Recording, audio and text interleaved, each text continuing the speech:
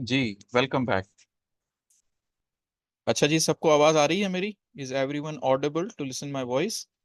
Yes, sir, you are audible. Okay okay, and my request is that के please open the share screen because it showing disabled by the host.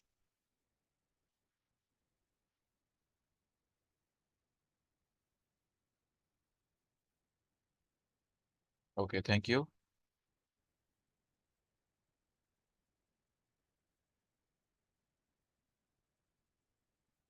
Okay जी, so let's continue. So we were on the point of the wars, जो हम उन Wars के बारे में discuss कर रहे थे। ठीक है। तो अब हमें उन वॉर्स के कॉन्सेप्ट के बाद हमें यह चीज समझ आ जाती है कि सर किसी भी लॉ को बनाने के लिए हमारे पास एक बड़ा सा तवील दर्जे का बैकग्राउंड होता है। ठीक है। So in that background we have to understand all the things कि किस तरीके से जो है वो हमारे पास ये दुनिया, ये वर्ल्ड हमारे पास एक प्रॉपर एक स्ट्रक्चर में काम करता है। ठीक है। अब हम इस चीज को सामने रखते हुए ये भी देखते हैं कि इंटरनेशनल लॉ इस तरीके से हमारे पास डेवलप होता हुआ आया है। ठीक है। अगर आप कुछ हिस्टोरिकल जो है वो मतलब मैं अगर आपको इंटरनेशनल लॉ के फीचर्स के बारे में बताऊं, तो हमारे पास इंटरनेशनल लॉ में सबसे इम्पोर्टेंट जो चीज पहले थी, यानी कि जब हमारे पास रिलीजन होते थे तब, और उसके बाद जब एम्पायर्स होती थी तब, और जब आज का दौर है हमारे पास यानी कि नेशन स्टेट सिस्टम, इसमें अगर आप देखो तो कुछ चीजें हमारे पास डेवलपमेंटली तौर पर बहुत सारी चीजें हमारे पास होती हुई आ रही हैं। जैसे number one, one of the important thing is that कि डिप्लोमेसी। हमारे पास इंटरनेशनल लॉ में डिप्लोमेसी का जो प्रॉपर तरीके का इंट्रोडक्शन या डिप्लोमेसी की स्टार्ट जो हमारे पास होती है वो बेसिकली इस्लामिक एरा से होती है। ठीक है।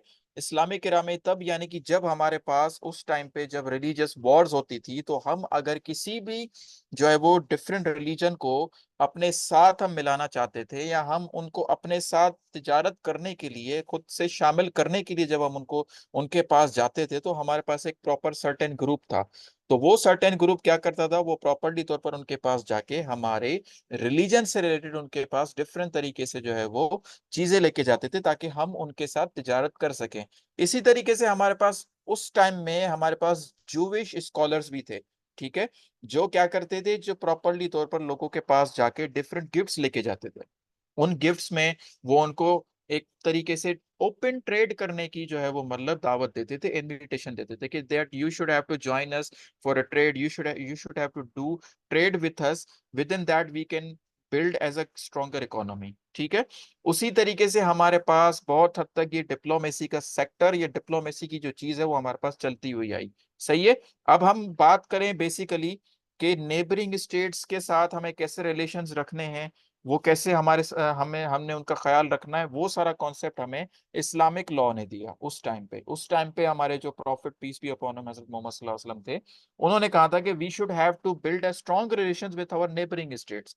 ठीक है। और नेबरिंग स्टेट्स के साथ हमें प्रॉपर तरीके से ताल्लुक बहाल करके रखना है। ठीक है।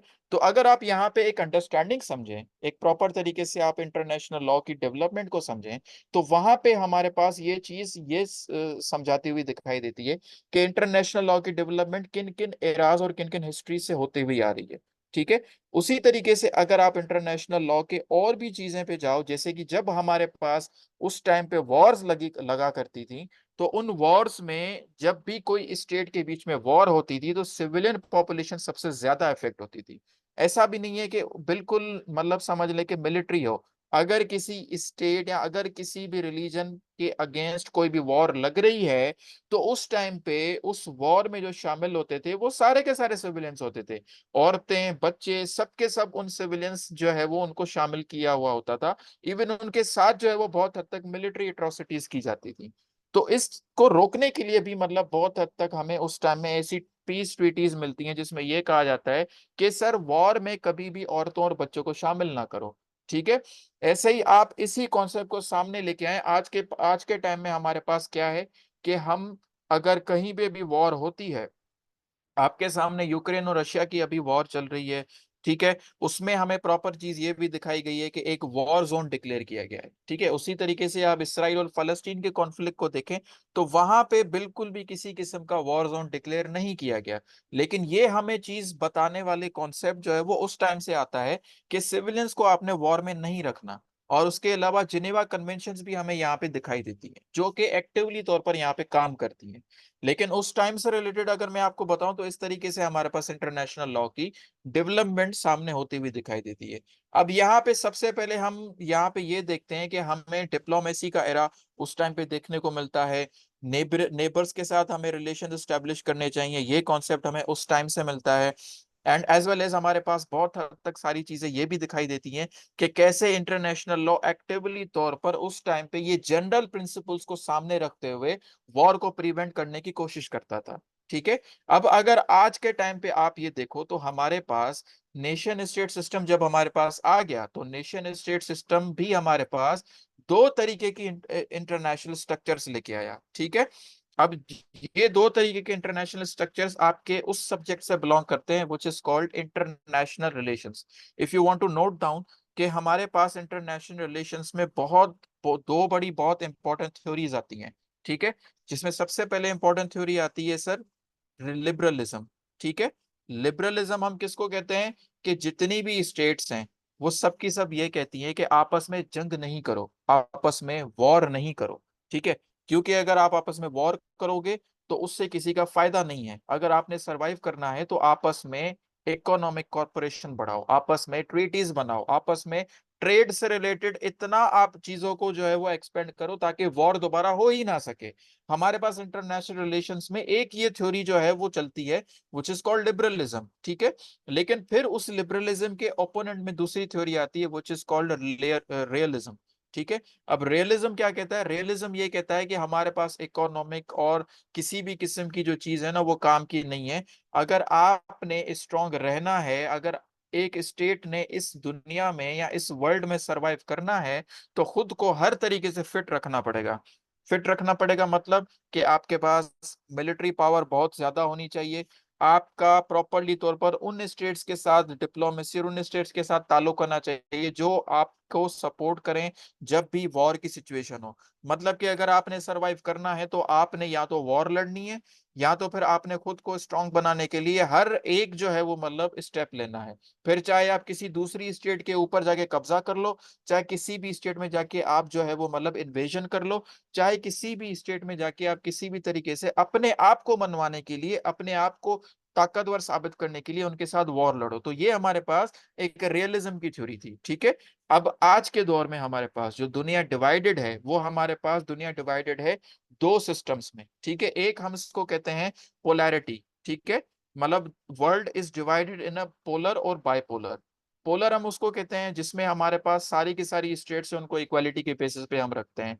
बायपोलर मतलब ये कि जिसमें दो स्टेट्स जो हैं वो मतलब पावरफुल है, जिनको हम सुपर पावर कहते हैं। हमारे पास जब इंटरनेशनल रिलेशंस का सब्जेक्ट आता है तो उसमें हमारे पास स्टेट्स की कैटेगरी आ जाती है, जिसमें कुछ ऐसी स्टेट्स होती हैं जो कि प्रॉपरली तौर पर सुपर पावर है, जिसमें हमारे पास अमेरिका है। ठीक है, नो डाउट वो सुपर पावर है। हमारा जैसा पाकिस्तान का जैसा हमारा कमजोर कंट्री है, हम इस पे ये नहीं कहेंगे कि हम जो है वो मतलब सुपर पावर से टक्कर लेंगे। क्यों? क्योंकि भाई ना तो हमें सुपर पावर स्टेट की ज्यादा दोस्ती ज्यादा अच्छी करनी है, ना उनसे ज्यादा दोस्ती अच्छी करो, ना उनसे ज्यादा दुश्मनी करो। क्योंकि अगर आप उस लेवल पे चले जाओगे तो there would be a many horrible consequences for that. ठीक है, इसी तरीके से अगर आप जो है वो यहाँ पे एक और तरीके की मेजर डेवलपमेंट देखें तो हमारे पास एक वो भी कैटेगरी आ जाती है जो प्रॉपरली तौर पर हमारे पास बात करती है स्पेसिफिकली कि आप किस तरीके से जो है वो मतलब एक बायपोलर स्टेट है तो बायपोलर में आपके पास एक सुपर पावर स्टेट है, तो दूसरी हमारे पास कौन सी होगी? Emerging super power. हमारे पास आज के टाइम में emerging super power is going to be China. ठीक है, तो इसी तरीके से हमारे पास आज दुनिया का वर्ल्ड का स्ट्रक्चर है, इसी तरीके से हमारे पास आज की इंटरनेशनल पॉलिटिक्स होती है। इसी तरीके से आज हमारे पास अगर जैसे अमेरिका किसी पर भी अपना हाथ रख देता है तो उस स्टेट को इंटरनेशनल पॉलिटिक्स में बहुत सपोर्ट मिलती है, उस स्टेट को बहुत हद तक वर्ल्ड में सरवाइव करने का बहुत चांस मिलता है और वो स्टेट खुद को बहुत स्ट्रांग बना लेती है। ठीक है। इसी तरीके से चाइना अगर आप देखते हो तो चाइना जिन जिन स्टेट्स के साथ है तो वो स्टेट्स भी चाइना के सपोर्ट में होती हैं, और इसी तरीके से इंटरनेशनल पॉलिसीज, इंटरनेशनल ट्रीटीज और कन्वेंशंस काम करती हैं। अब स्पेसिफिकली तौर पर मैं इंटरनेशनल लॉ के डेफिनेशन पे आऊं और इंटरनेशनल लॉ के अंडरस्टैंडिंग पे आऊं, तो हमारे पास इंटरनेशनल लॉ की जो डेफिनेशन है वो हर एरा में डिफरेंट तरीके से दिखाई देती है। ठीक है। कुछ ऑथर्स हैं जो हमारे पास इंटरनेशनल लॉ की डेफिनेशन को जो है वो मतलब बताते हैं। ठीक है। जिसमें सबसे पहले मैं आपको प्रोफेसर J.L. ब्रेली, ठीक है, मैं आपको ये ओरली बता रहा हूँ, I do not have a slide available on that. जिसमें J.L. ब्रेली साहब जो हैं वो एक प्रोफेसर थे, वो ये कहते हैं कि international law is a law which certain rules and principles which are interpreted and organized by civilized states। ठीक है। यानी कि J.L. ब्रेली साहब कहते हैं कि इंटरनेशनल लॉ जो है वो उन स्टेट्स के लिए है जो सिविलाइज्ड हैं। ठीक है। सिविलाइज्ड है मतलब जो पावरफुल हैं, ठीक है, जिनके पास इकोनॉमिक पावर भी है, जो बहुत हद तक अपने आप को स्ट्रांग रखती हैं, जिनके अच्छे रिलेशंस हैं, उसको हम कहते हैं प्रॉपरली तौर पर इंटरनेशनल लॉ। वो इंटरनेशनल लॉ की एक प्रॉपर हमारे पास डेफिनेशन है। यानी कि international law is strictly limited to the civilised states. ठीक है। उसके पास हमारे पास दूसरी जो डेफिनेशन आती है इंटरनेशनल लॉ की, उसमें ये बात की जाती है, जो डेफिनेशन हमें जो दी थी प्रोफेसर ओपेनहाइमर ने। ठीक है। प्रोफेसर ओपेनहाइमर ने हमें जिस डेफिनेशन के बारे में बताया था, उन्होंने ये कहा था कि international law are rules and principles of the nations who equally treated and implemented international law among their own principles, among their own actions। ठीक है। यहाँ पे प्रोफेसर ओपेनहाइमर ने क्लियरली ये बताया कि हमारे पास इंटरनेशनल लॉ सिर्फ सिविलाइज का नहीं है, बल्कि हमारे पास इंटरनेशनल लॉ उन सारी स्टेट्स के लिए आ जाता है जो स्टेट्स प्रॉपरली तौर पर नेशन वाइज अपने एक्शंस जो है वो मतलब करती हैं। यानी कि एक्शन से रिलेटेड क्या, हम प्रॉपर तौर पर दूसरे मुल्कों के साथ ट्रेड करते हैं, हम दूसरे मुल्कों के साथ अपने स्ट्रॉन्ग रिलेशंस बनाते हैं, हमारे कुछ नेबरिंग रिलेशंस होते हैं। तो बेसिकली ये जो सारा एक्शन चल रहा है, ये सारा का सारा इंटरनेशनल लॉ है। ठीक है। इनके एक्शंस को स्टडी करना, इनके एक्शंस को इम्प्लीमेंट करना, इनके एक्शंस को ऑर्गेनाइज करने को हम इंटरनेशनल लॉ कहते हैं। लेकिन इससे भी ज्यादा हट के हमारे पास जो डेफिनेशन आती है, वो डेफिनेशन हमें क्लियरली बता देती है कि इंटरनेशनल लॉ कितनी हद तक हमारे पास एक स्ट्रॉन्ग होल्ड के तौर पर आज के टाइम में काम काम करता है। ठीक है। अब बिफोर गोइंग दैट डेफिनेशन में आपको ये बता दूं कि डायरेक्टली मैं आपको लेके चलूंगा वर्ल्ड वॉर 1 और वर्ल्ड वॉर 2 के पोस्ट कॉन्सिक्वेंसेस पे। यानी कि वर्ल्ड वॉर 1 लग गई, वर्ल्ड वॉर 1 लगने के बाद वर्ल्ड वॉर 1 में बेसिकली क्या होता है ये मैं आपको इसलिए बता रहा हूं ताकि आपको एक और चीज हमें इन वर्ल्ड वॉर 1 और वर्ल्ड वॉर 2 से उभरती हुई दिखाई देती है, जिसको आज हम बहुत हद तक फॉलो करते हैं। ठीक है। वर्ल्ड वॉर 1 में सर क्या होता है कि बहुत हद तक हमारे पास जो स्टेट्स होती हैं, बेसिकली वर्ल्ड वॉर 1 का रीजन बता रहा हूँ, उसका रीजन ये था कि उस टाइम पे अगर कोई भी स्टेट अपने आप को पावरफुल साबित करना चाहती है तो उसको वॉर्स में पार्टिसिपेट करने में इनकरेज किया जाता था।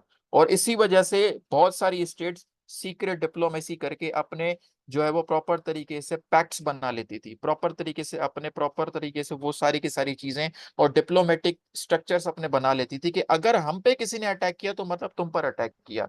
ठीक है। जैसे कि उस टाइम पे रशियंस ने एक प्रॉपर पैक्ट बनाया हुआ था, पैक्ट ऑफ सोलिविया जिसको हम कहते हैं। उस पैक्ट ऑफ सोलिविया के मुताबिक रशियन सपोर्ट करते थे जर्मन्स को, अगर किसी ने भी जर्मन्स पर अटैक किया तो मतलब रशिया पे अटैक किया। यानी कि एक साथ दो स्टेट्स जंग में चली गई, तीन स्टेट्स डायरेक्ट जंग में चली गई। ठीक है। तो उस टाइम पे वर्ल्ड वॉर 1 जब हमारे पास होती है तो उसका सबसे बड़ा रीजन ये था कि एक सीक्रेट डिप्लोमेसी और वॉर से रिलेटेड बहुत हद तक पब्लिकेशंस करना, ये बताना कि आप पावरफुल हो तो आप वॉर में शामिल हो जाओ। ठीक है। अब उसके बाद वर्ल्ड वॉर 1 के बाद हमारे पास सर क्या होता है, पोस्ट वर्ल्ड वॉर 1 हमारे पास क्या प्रॉपर एक स्ट्रक्चर आता है, हमारे पास लीग ऑफ नेशन बनती है। ठीक है। अब बेसिकली लीग ऑफ नेशन उन लोगों ने बनाई थी जिन्होंने वर्ल्ड वॉर 1 को प्रॉपर तरीके से जीता था। ठीक है। तो उन सब ने मिलकर जर्मनी को उस वर्ल्ड वॉर 1 का एक समझ लेके मुजरिम करार दिया था। और वर्ल्ड वॉर 1 का जो मुजरिम था वो जर्मनी को करार दे के उन पे बहुत सारे उन्होंने मतलब सैंक्शंस लगाए, बहुत ज्यादा उन्होंने उन पर जो है वो पाबंदियां लगाई ताकि ये जर्मन आगे ना बढ़ पाए, और उन पे बहुत हद तक उन्होंने जुर्माने लगाए। ठीक है। अब उसी का रिवॉल्ट हमारे पास वर्ल्ड वॉर टू में शामिल होता है, लीग ऑफ नेशन हमारे पास बन जाती है। लीग ऑफ नेशन का बेसिकली फेल्यूर हमारे पास क्यों होता है, क्योंकि वो बेसिकली उन्हीं स्टेट्स ने बनाया था जिन्होंने वर्ल्ड वॉर जीता था। तो इसका मतलब ये कि उसमें कोई भी हमें इक्वालिटी देखने को नहीं मिलती है लीग ऑफ नेशन में। बहुत सारे स्टेट्स उसको सीरियसली नहीं लेते हैं। बहुत सारे स्टेट्स कहते हैं कि ये सिर्फ और सिर्फ उन लोगों की जो है वो मतलब लीग ऑफ नेशन है जिन्होंने वर्ल्ड वॉर वन को जीता था और उसको अपना एक क्लब बनाया हुआ था। फिर जैसे चाहे अपने लॉस बनाओ, जैसे चाहे जो है वो स्टेट्स को ट्रीट करो। एक इनइक्वालिटी प्रिंसिपल वहां पे सामने आता है। अब इसी से रिलेटेड हमारे पास वर्ल्ड वॉर टू जो है वो मतलब हमें हमारे पास इस तरीके से वर्ल्ड वॉर टू लग जाती है। वर्ल्ड वॉर टू बेसिकली है टोटली रिवेंज ऑफ जर्मन्स, जिन्होंने अपना पूरा का पूरा रिवेंज लिया। ठीक है। Germans were very expert in war. उन्होंने बहुत हद तक जो है वो अपनी मिलिट्री को एक्सपेंड किया, अपने पावर्स को एक्सपेंड किया। और फिर अपने पावर्स को एक्सपेंड करने के बाद उन्होंने पूरे वर्ल्ड पर एक समझ ले कि वॉर का एक पूरा का पूरा जो है वो समझ ले कि एक पावर, एक शो उन्होंने सबके सामने रखा। बहुत स्टेट्स पे उन्होंने कब्जा किया। ठीक है। लेकिन अब जर्मन्स की वॉर को एंड करने के लिए, वर्ल्ड वॉर टू को एंड करने के लिए सारी स्टेट्स ने मिलकर अपनी हिकमत अमली बनाई। They have made different strategies of war. They have participated in many different peace treaties as well. ठीक है। जिसमें हमारे पास 1944 में सर एक इवेंट होता है जिसको हम कहते हैं ब्रिटेन वुड्स कॉन्फ्रेंस। ये बहुत ही इंपॉर्टेंट इवेंट है सर। ब्रिटेन वुड्स कॉन्फ्रेंस होती है जिसमें मतलब जर्मन्स के अगेंस्ट एक स्ट्रेटेजी बनाई जाती है। और उस टाइम के अगर वर्ल्ड को आप ऑब्जर्व करो, ये बहुत ही इंपॉर्टेंट है, इस पे फोकस कीजिएगा कि उस टाइम पे अगर आप वर्ल्ड को ऑब्जर्व करें तो उसमें हमें ये चीज दिखाई देती है कि किस तरीके से जो है वो मतलब जर्मन्स बहुत हद तक उस टाइम पे फैले हुए थे। और किस तरीके से वहां पे पूरी दुनिया का स्ट्रक्चर तबाह था, बेसिक ट्रांसपोर्ट सिस्टम हमारे पास तबाह था। और उसके अलावा कोई भी हमारे पास एक ऐसा कंट्री मौजूद नहीं था जिसकी इकोनॉमी जो है वो मतलब चलने के काबिल हो। ठीक है। तो 1944 में एक दुनिया को स्ट्रक्चर देने के लिए हमने उसका सॉल्यूशन निकाला। सॉल्यूशन क्या निकाला? पहला तो सॉल्यूशन ये निकाला कि अगर हमें सारी कंट्रीज को इकोनॉमिकली तौर पर दोबारा से स्ट्रॉन्ग करना है तो हमें एक ऐसा सिस्टम और एक इदारा बनाना पड़ेगा जिससे कंट्रीज की इकोनॉमी दोबारा से बिल्ड हो सके। सो फॉर दैट हमने क्या बनाया? International monetary fund. ठीक है, आईएमएफ, सही है। जिससे हम आज बहुत कर्जा मांग के हमारी पाकिस्तान की इकोनॉमी इससे चलती है। ठीक है। फिर क्या होता है? अब हमें दूसरी स्टेट्स के स्ट्रक्चर्स को भी सेट करना है। यानी कि एक स्टेट में रेलवे सिस्टम तबाह है, एक स्टेट में ब्रिज नहीं है, एक स्टेट में दूसरी स्टेट से मिलने के लिए कोई भी एक ऐसा प्रोजेक्ट नहीं बना हुआ जिससे वो दूसरी स्टेट के साथ ट्रेडिंग रूट बना सके। तो हमने उसके लिए उस टाइम पे क्या बनाया? World bank. ठीक है। वर्ल्ड बैंक उस टाइम में बन गया। वर्ल्ड बैंक का क्या काम था कि वो उन स्टेट्स को पैसा और कर्जा देगी जो स्टेट्स के स्ट्रक्चर्स बिल्कुल डिस्ट्रॉयड हैं, तबाह हैं। तो वो उनको पैसा भी देती थी और उसके अलावा उनको अपना स्ट्रक्चर बिल्ड करने के लिए बहुत हद तक उनको सपोर्ट भी करती थी। अब वर्ल्ड बैंक चलती ऐसे थी कि उसको ज्यादा से ज्यादा फंड उस टाइम पे अमेरिका करता था। और जिन जिन स्टेट्स के पास थोड़ा बहुत रेवेन्यू था उनसे रिलेटेड वो वर्ल्ड बैंक चलती थी। अब चलो, इकोनॉमी का भी सोल्यूशन निकल गया एक तरीके से, जो है वो आपका वर्ल्ड बैंक भी आ गया। लेकिन यहाँ पे एक आपको चीज नोट करने की जरूरत ये है कि आप यहाँ पे ये देखो कि स्टेट्स को चलाने के लिए इदारे बन रहे हैं। ठीक है। स्टेट्स को चलाने के लिए हमारे पास इंटरनेशनल इंस्टीट्यूट्स बन रहे हैं। ठीक है। और यही चीज हमारी डायरेक्ट लिंक होती है हमारी इंटरनेशनल लॉ की डेफिनेशन से। ठीक है। अब फोर्थ चीज पर आते हैं, थर्ड चीज पर आते हैं जो कि बहुत इंपॉर्टेंट हुई 1944 की ब्रिटेन वुड्स कॉन्फ्रेंस में। विच इज कि भाई अगर आपने स्टेट्स को चलो इकोनॉमी भी दे दी, स्टेट्स के प्रोजेक्ट्स भी अगर आपने बना लिए वर्ल्ड बैंक के थ्रू, लेकिन अब हमें ऐसा भी स्टेप लेना पड़ेगा जिसमें सारी स्टेट्स ट्रेड को जो है वो मतलब तवज्जो दें, ट्रेड पर फोकस करें। तो उन्होंने क्या किया उस टाइम पे? General agreement of trade and tariff का एक इंस्टीट्यूट बना दिया जिसका काम क्या था कि स्टेट्स के बीच में ट्रेड को बहाल करना, इकोनॉमिक एक्टिविटी को बहाल करना।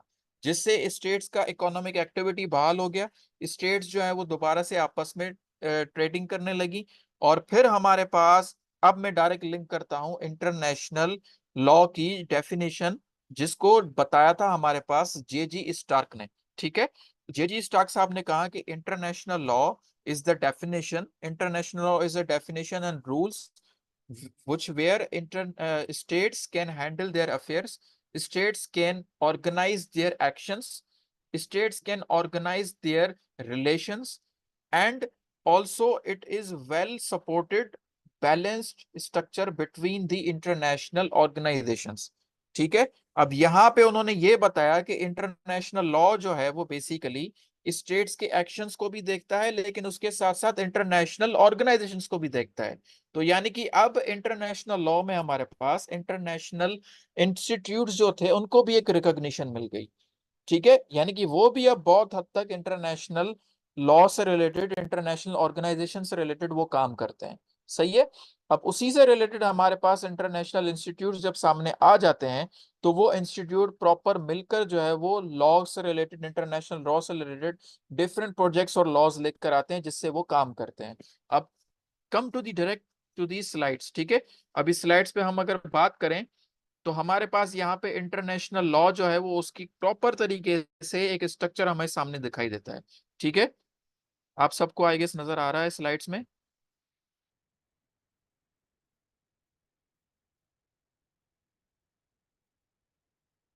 जी, स्लाइड्स नजर आ रही हैं सर सबको? Yes, sir, it's visible. ठीक है जी।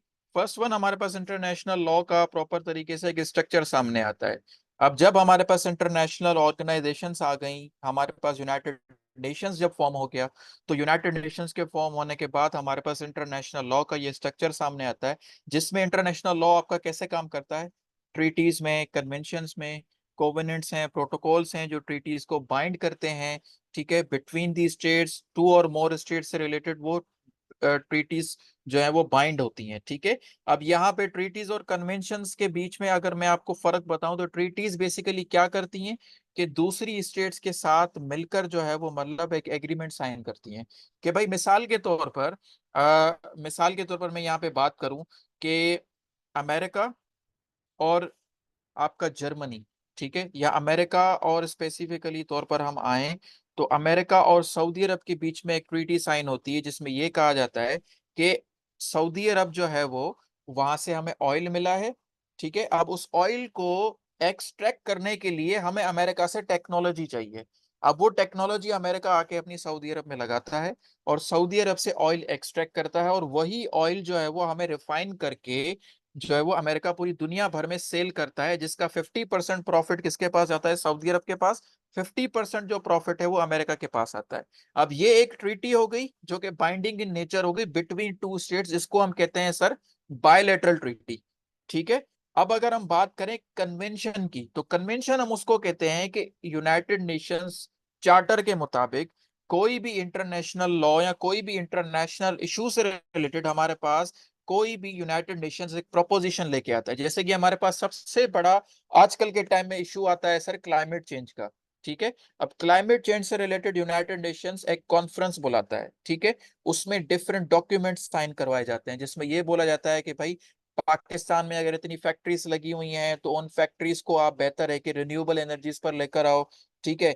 हमें बिजली पैदा करने के लिए डीजल या ये सारी चीजों की हमें जरूरत नहीं है। We do not need fossil fuels.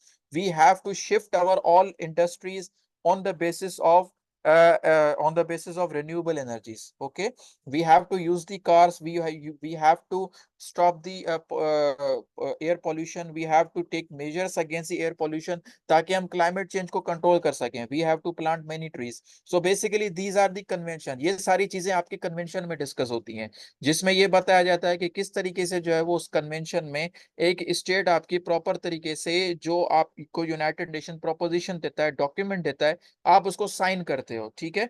अब यहाँ पे अगर आप किसी भी कन्वेंशन को साइन करते हो, तो साइन करने की भी एक कैटेगरी होती है, जिसमें सबसे पहली कैटेगरी होती है सिग्नेटरी। सिग्नेटरी हम किसको कहते हैं?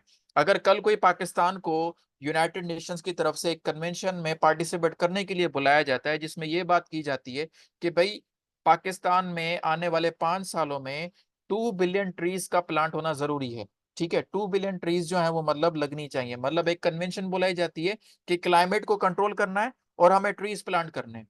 अब ट्रीज प्लांट करने के लिए यूनाइटेड नेशंस पैसे भी देगा, फंड भी देगा, और उससे रिलेटेड हमें मेजर्स भी बताएगा। तो हम क्या करेंगे? हम पहले सोचेंगे कि अच्छा ठीक है, हमने ये साइन करना है या नहीं, वो डॉक्यूमेंट हम पढ़ेंगे। उसके बाद हम कहेंगे चले ठीक है हम इसको साइन करते हैं। अब सिग्नेटरी होने का मतलब ये है कि हम उस प्रॉपर डॉक्यूमेंट की रिस्पेक्ट करते हैं, ठीक है, हम उस डॉक्यूमेंट की प्रॉपर तरीके से इज्जत करते हैं कि हाँ ठीक है, हम इस पे आगे सोचेंगे, सही है। और दूसरा यहाँ पे क्या होता है कि आपने साइन कर दिया तो बस ठीक है, आप बाइंडिंग नहीं हो कि आप उसको फॉलो करो। लेकिन जब आप क्या करते हो, दूसरी कैटेगरी में आते हो कि आपने साइन ही नहीं, आपने उसको रेक्टिफाई कर लिया। रेक्टिफाई करने का मतलब क्या होता है कि आपने उस कन्वेंशन को, उस स्पेसिफिक लॉ को आप बाइंड हो गए उसको फॉलो करने के लिए। अगर आपको बोला गया है कि आपने 1 बिलियन ट्रीज लगाने हैं तो आप बाइंडिंग हो, आपको लगाने पड़ेंगे, ठीक है। अगर आपको यूनाइटेड नेशंस ने ये बोला है कि आपने एयर पोल्यूशन कम करना है तो आपने एयर पोल्यूशन कम करना ही है। उसके लिए आपने अपने रिन्यूएबल एनर्जी को ज्यादा आपने इन्वेस्टमेंट्स करनी है, रिन्यूएबल एनर्जी से रिलेटेड आपने प्लांट्स लगाने, ठीक है। उसी तरीके से हमारे पास एक और भी कन्वेंशन के इश्यूज आ जाते हैं, जिसमें हमें एक और भी इशू आता है कन्वेंशन से रिलेटेड। वो क्या होता है सर, उसमें यह है कि आपने ह्यूमन ट्रैफिकिंग को रोकना है, ये हमारे पास एक इंटरनेशनल इशू है। चाइल्ड लेबर को रोकना है, ये भी हमारे पास एक इंटरनेशनल इशू है, ठीक है। हमें लेबर्स को राइट देने हैं, दिस इज ऑल्सो कॉल्ड, ये सारे जो डॉक्यूमेंट्स हमारे पास साइन होते हैं ये कन्वेंशंस के थ्रू हमारे पास साइन होते हैं। यूनाइटेड नेशंस का एक बेसिक इंटरनेशनल लॉ को चलाने का, उसको प्रॉपर एक्सरसाइज करवाने का एक जो फॉर्मेट है वो है कन्वेंशंस।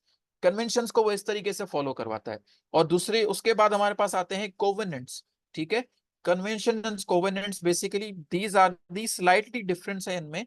कोवेनेंट्स बेसिकली आपके एक इंटरनेशनल ऑर्गेनाइजेशन से related memorandum of understanding sign होता है।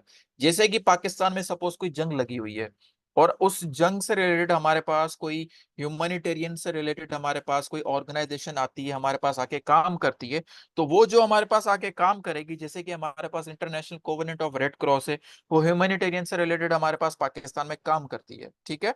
तो वो जिस डॉक्यूमेंट के थ्रू या जिस लॉ के थ्रू वो हमारे पास आते हैं, वो हमारे पास कोवेनेंट्स के थ्रू हमारे पास आते हैं। वो डॉक्यूमेंट ऑफ कोवेनेंट हमारी गवर्नमेंट के साथ साइन करते हैं, जिसको हम मेमोरेंडम ऑफ अंडरस्टैंडिंग भी कहते हैं। वो आके हमारे पास साइन करते हैं और हमारे पास आके उसके तरह प्रॉपरली तौर पर हमारे पास आके काम करते हैं, ठीक है। और उसके बाद हमारे पास प्रोटोकॉल्स और ट्रीटीज बेसिकली बनाई जाती हैं, सही है। अब हमारे पास यूनाइटेड नेशंस का दूसरा जो एक्ट है जिसके तहत यूनाइटेड नेशंस परफॉर्म करता है properly, which is called declarations and resolutions, ठीक है। डेक्लेरेशन एंड रेजोल्यूशन जो है वो मतलब वर्ल्ड वॉर 2 के खत्म होने के बाद साइन करवाए गए बहुत हद तक। जिसमें सबसे पहले डेक्लेरेशन ये साइन करेगी कि हमें इंटरनेशनल क्रिमिनल्स को पकड़ के उनको हमने सजा देनी है, ठीक है। जिसमें हमारे पास कई ऐसे हिस्टोरिकल डॉक्यूमेंट्स आते हैं, जिसमें हमारे पास टोक्यो ट्रायल्स आता है, न्यूरेमबर्ग ट्रायल्स आता है।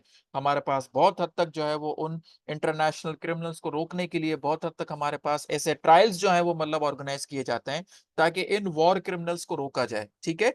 और बहुत हद तक जो मिलिट्री कमांडर्स थे, बहुत हद तक जिन्होंने मतलब मिलिट्री एट्रोसिटीज की, जैसे कि जूविश को उस टाइम पे मारा गया, बहुत हद तक जो हमारे पास चेन ऑफ कमांड थी, उनको कंट्रोल करने के लिए यूनाइटेड नेशंस ने डेक्लेरेशंस का जो है वो मतलब एक सिस्टम ऑर्गेनाइज किया, सही है।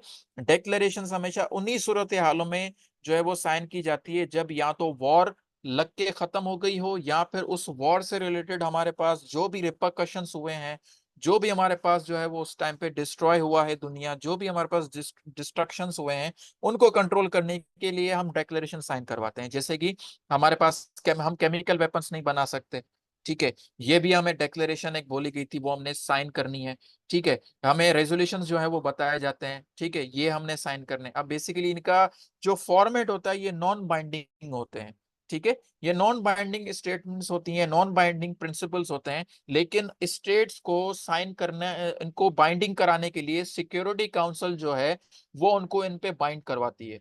सिक्योरिटी काउंसिल उनको प्रॉपरली तौर पर इंप्लीमेंट करवाती है ताकि स्टेट्स इस पे बाइंडिंग हो जाए, ठीक है। पर हमारे पास जनरल डिक्लेरेशंस भी जो है वो मतलब स्टार्ट होती हैं, जनरल डिक्लेरेशंस भी हमारे पास आती जाती हैं, जिसमें हमें सबसे पहले इंपॉर्टेंट डिक्लेरेशन ये भी देखने को मिलती है कि आपने, जैसे कि चाइना में खास तौर पर ये डिक्लेरेशन जो है वो मतलब लागू करवाई गई थी कि वेल्स का शिकार नहीं करना। जैसे चाइना में ज्यादातर वेल्स का शिकार होता था, ठीक है, वेल्स हंटिंग बहुत ज्यादा होती थी, उनको रोकने के लिए डेक्लेरेशन ये साइन करवाई गई, ठीक है। उसके अलावा हमारे पास एक जनरल रेजोल्यूशन, जितनी भी यूनाइटेड नेशंस हमारे पास आज के टाइम में जनरल असेंबली में बहुत हद तक हमारे पास आज के टाइम पे सेशंस होते हैं, तो उन सेशंस में ऐसे जनरल रेजोल्यूशन हमारे पास साइन करवाए जाते हैं, ठीक है, जिनसे ट्रेड भी बहाल होता है और पीस और स्टेबिलिटी हमारे पास आती है। सही है। उसके बाद हम आते हैं थर्ड प्रैक्टिस पे इंटरनेशनल लॉ की, which is called customary law. ठीक है। These are not only the practice but these are also the sources, इसको हम सोर्सेस भी कहते हैं। ठीक है। कस्टमरी लॉ यानी कि प्रैक्टिसेस और प्रिंसिपल जो हमारे पास बहुत हद तक नेशंस ने एक्नॉलेज किया है विदाउट अ ट्रीटी। ठीक है। विदाउट अ ट्रीटी कैसे एक्नॉलेज किया है? वो ऐसे कि अगर आप वॉर कर रहे हो तो वॉर में आपने सिविलियंस को शामिल नहीं करना। ठीक है। ये एक हमारे पास जनरल प्रैक्टिस है, होती आ रही है। अगर आपकी स्टेट नेबरिंग स्टेट है, आपके पड़ोस में कोई स्टेट है, तो आपने उसके साथ मिलकर जो है वो ट्रेड करना है, पीस स्टेबिलिटी रखनी है। और मेन इंपॉर्टेंट चीज हमारे पास जो नेचुरल रिसोर्सेज हैं, लाइकवाइज कि अगर एक स्टेट है उसके पास फ्रेश वाटर के बहुत ज्यादा जो है वो मतलब रिसोर्सेज हैं, तो वो स्टेट दूसरी स्टेट का सर्वाइवल के लिए फ्रेश वाटर रिसोर्सेज उसके साथ शेयर करेगी। ठीक है। ये भी स्टेट्स ने एक्नॉलेज किया हुआ है। ठीक है। इसी तरीके अब इसी से रिलेटेड मैं आपको डिस्प्यूट बताता हूं, विच इज कॉल्ड, एक हमारे पास ट्रीटी साइन हुई थी between India and Pakistan, which is Indus water treaty. ठीक है। इंडस वाटर ट्रीटी जब हमारे पास साइन हुई थी तो उसमें क्या था कि हमारे पास जो 6 रिवर्स का सिस्टम था वो 3-3 रिवर्स में डिवाइड हो गया। ठीक है। अब इंडस, चेनाब, झेलम, सही है, ये हमारे पास जो थी वो अब हमारे पास मौजूद हैं। इन रिवर्स को हम यूज करते हैं अपने जो है वो मतलब सर्वाइवल के लिए। लेकिन वैसे ही रावी, ब्यास और सतलज, इनका बेसिकली रिसोर्स हमारे पास इंडिया से आता है। और ये आके हमारे पास आके हमारी रिवर्स में आके ज्वाइन होती हैं। तो वाटर को प्रॉपरली तौर पर, फ्रेश वाटर को जो डिवाइड किया गया था वो इस इंडस वाटर ट्रीटी के सॉल्यूशन के साथ डिवाइड किया गया था, जो कि हमारे पास इंडिया और पाकिस्तान के बीच में एनिमिटी है। तो उसी से रिलेटेड हमारे पास इस तरीके की ट्रीटीज साइन। ठीक है। इसी तरीके से अगर आप देखते हो तो हमारे पास वर्ल्ड वॉर 2 के बाद यूएसए और यूएसएसआर यानी कि सोवियत यूनियन के बीच में जब कोल्ड वॉर लगी थी, तो उससे रिलेटेड भी हमारे पास कई हद तक इसी हमारे पास ट्रीटीज और इस ऐसी हद तक हमारे पास जनरल प्रैक्टिसेस जो है वो साइन करवाई गई। ठीक है। तो कस्टमरी लॉ बेसिकली आपका जो है वो जनरल प्रैक्टिस है जो तभी अरसे से चलता हुआ आ रहा है। ठीक है। तो ये बेसिकली आपकी सोर्सेज है जिन पे इंटरनेशनल लॉ आपका आज प्रैक्टिस करता है। ठीक है जी। अब हम आते हैं नेक्स्ट पॉइंट पे। किसी को इससे रिलेटेड क्वेश्चंस, अच्छा मैं एंड में आपसे लूंगा। ठीक है। क्वेश्चंस मैं आपसे एंड में लेता हूं। सही है। अब हम आते हैं जी further, what is public international law. ठीक है। पब्लिक इंटरनेशनल लॉ की प्रैक्टिस किन किन स्टेट्स पे, यानी कि इसको कहते हैं सब्जेक्ट्स जो है वो पब्लिक इंटरनेशनल लॉ के, वो हमारे कैसे एग्जैक्टली यहाँ पे काम करते हैं। Just for a wait a second.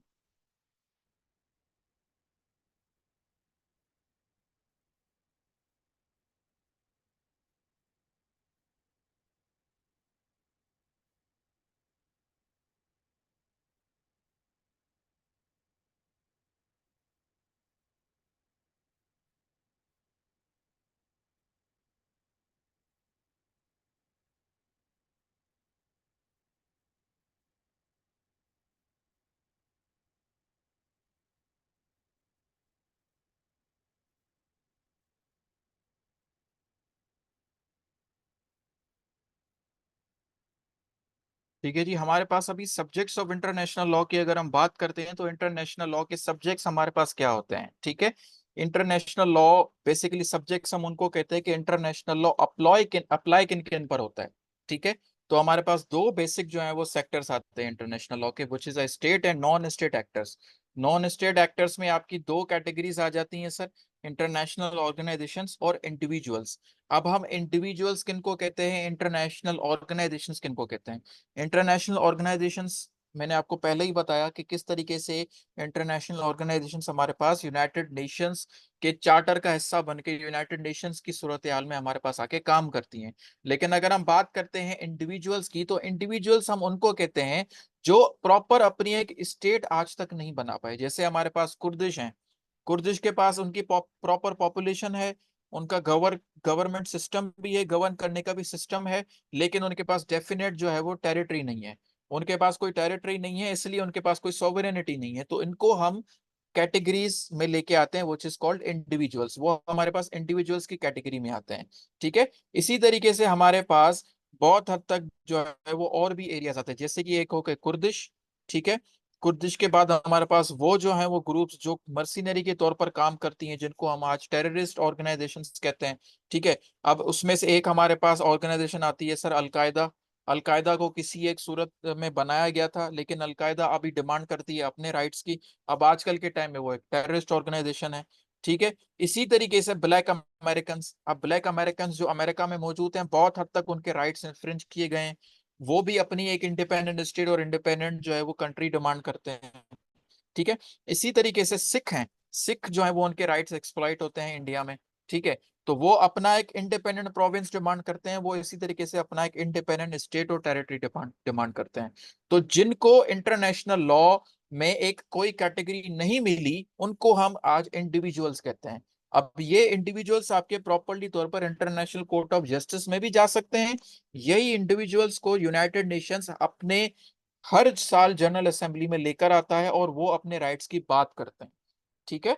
ये उस तरीके से आज के तौर पर एक्टिवली तौर पर काम करते हैं। ठीक है। अब हम यहाँ पे बात करते हैं कि इन्हीं चीजों से रिलेटेड हमारे पास इंपॉर्टेंस ऑफ इंटरनेशनल लॉ आ जाता है। ठीक है। जिसमें हमें इंटरनेशनल लॉ पीस और हार्मनी को मेंटेन करने की बात करता है। सही है। अब यहाँ पे हम कुछ चीजों को, सोर्सेस को अगर हम यहाँ पे रिकॉग्नाइज करें, तो हमें यहाँ पे सबसे पहले चीज ये नजर आती है कि हमारे पास इंटरनेशनल कोर्ट ऑफ जस्टिस का सर आर्टिकल 38 है। ठीक है। इंटरनेशनल कोर्ट ऑफ जस्टिस का स्टैचू है। बेसिकली हम स्टैचू किसको कहते हैं? स्टैचू हम उन सर्टेन रूल्स को, उन सर्टेन लॉस को कहते हैं जिनके थ्रू हमारे इंटरनेशनल इदारे चलते हैं। अब इंटरनेशनल कोर्ट ऑफ जस्टिस हमारे पास बना हुआ है, तो उसको चलाने के लिए हमारे पास उसका एक कॉन्स्टिट्यूशन है, जिसको हम इंटरनेशनल कोर्ट ऑफ जस्टिस का स्टैचू कहते हैं, which is the primary source of the international law. अब इसमें इंटरनेशनल कन्वेंशंस, अब ये आर्टिकल 38 कहता है इंटरनेशनल कोर्ट ऑफ जस्टिस के स्टैचू का, कि इंटरनेशनल कन्वेंशंस वेदर जनरल और particular establishing rules expressively recognised by the contestant states. यानी कि जो भी आपका इंटरनेशनल कन्वेंशन है, इंटरनेशनल इदारा है या इंटरनेशनल कोर्ट ऑफ जस्टिस है, अगर वो कोई भी लॉ, कोई भी किस्म का रूल बनाता है, तो सारी स्टेट्स ने उन रूल्स को, उन प्रिंसिपल्स को, उनको प्रैक्टिस करके जो है वो अंडरस्टैंड करके उनको प्रैक्टिस में लाना है, उनकी प्रैक्टिस करनी है। ठीक है। प्रॉपर तरीके से वो उनकी प्रैक्टिस करेंगे तो वो किसी के लिए भी वायोलेशन के जुमरे में शामिल नहीं होगा। ठीक है। अब हमारे पास इसी से रिलेटेड एक और इंपॉर्टेंट सोर्स आ जाती है, which is International court of justice के judicial decisions. International court of Justice कोई भी जुडिशियल डिसीजन देती है, कोई भी टीचिंग ऑफ लॉ देती है, या कोई भी हद तक हमारे पास कोई भी जनरल डॉक्ट्राइन जारी करती है, तो उसको भी हम इंटरनेशनल लॉ के एज अ सोर्स की तरह रिकॉग्नाइज करते हैं। देखिए आज के टाइम में इंटरनेशनल लॉ की सबसे ज्यादा अनस्टेबिलिटी हमें कहाँ देखने को मिलती है? सबसे पहले हमें सबसे ज्यादा इंटरनेशनल अनस्टेबिलिटी देखने को मिलती है हमें अफ्रीका में। अफ्रीका में आपको जेनोसाइड के जो वायलेशंस बहुत ज्यादा मिलेंगी, क्योंकि ट्राइबल टू ट्राइबल कॉन्फ्लिक्ट्स हैं। अफ्रीका में आपको बहुत ज्यादा नेचुरल वाटर और रिसोर्सेज पे डिस्प्यूट्स मिलेंगे। अफ्रीका में आपको बहुत ज्यादा यूं समझ लें कि अनवांटेड गवर्नमेंट पावर्स देखने को मिलती हैं, जिसमें आपके क्या होता है कि एक डिक्टेटरशिप भी रेज होती हुई दिखती है, एक अनस्टेबल गवर्नमेंट स्ट्रक्चर देखने को मिलता है। ठीक है। वन मैन पावर वहां पे दिखाया जाता है, वन पावर के रिलेटेड वहां पे लोगों पे बहुत हद तक जो है वो सिविल वॉर्स और बहुत हद तक वहां पे एट्रोसिटीज देखने को मिलती हैं। तो आजकल हमारे पास international court of justice.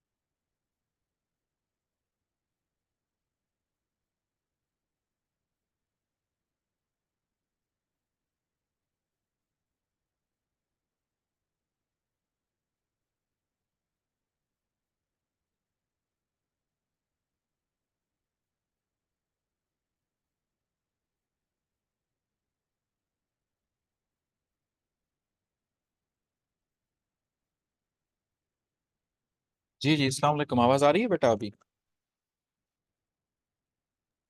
Yes, sir. Sir, you can continue. Okay okay.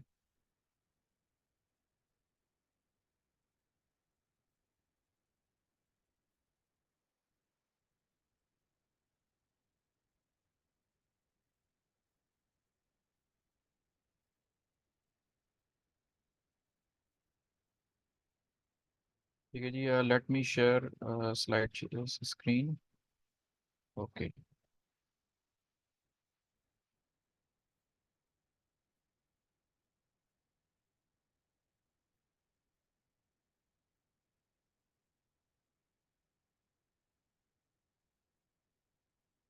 ठीक है जी, अब हम स्पेसिफिकली तौर पर बात करेंगे कि किसी तरीके से हमारा इंटरनेशनल लॉ जो है वो यहाँ पे उसका स्कोप ऑफ वर्क जो है वो हमें यहाँ पे समझने की जरूरत है। किस तरीके से इंटरनेशनल लॉ का स्कोप ऑफ वर्क जो है वो काम करता है, ये बेसिकली आपकी स्क्रीन पर सामने जो है वो इंटरनेशनल लॉ का एक स्कोप ऑफ वर्क हमें दिखाई देता है। ठीक है। तो किस तरीके से इंटरनेशनल लॉ का स्कोप ऑफ वर्क जो है वो काम करता है, जैसे कि हमारे पास सबसे पहले लॉ ऑफ ट्रीटीज पे इंटरनेशनल लॉ काम करता है। ठीक है। ट्रीटीज चाहे मल्टीलेटरल हो, ट्रीटीज चाहे बायलेटरल हो, ठीक है, इंटरनेशनल लॉ के डोमेन के अंदर वो चीज आ जाती है। सही है, ये उसका एक बेसिक फंक्शन है। ठीक है, जो आपका इंटरनेशनल लॉ इन चीजों पर अप्लाई होता है। दूसरा हमारे पास लॉ ऑफ द सी। ठीक है। लॉ ऑफ द सी हमारे पास बहुत ही इंपॉर्टेंट इंटरनेशनल लॉ का सेक्टर है, जिसमें सर क्या होता है कि देखिए हमारे पास स्टेट की रिलेटेड, अब ये आपका डायरेक्टली लिंक होता है स्टेट टेरिटरी से, लॉ ऑफ द सी। ठीक है।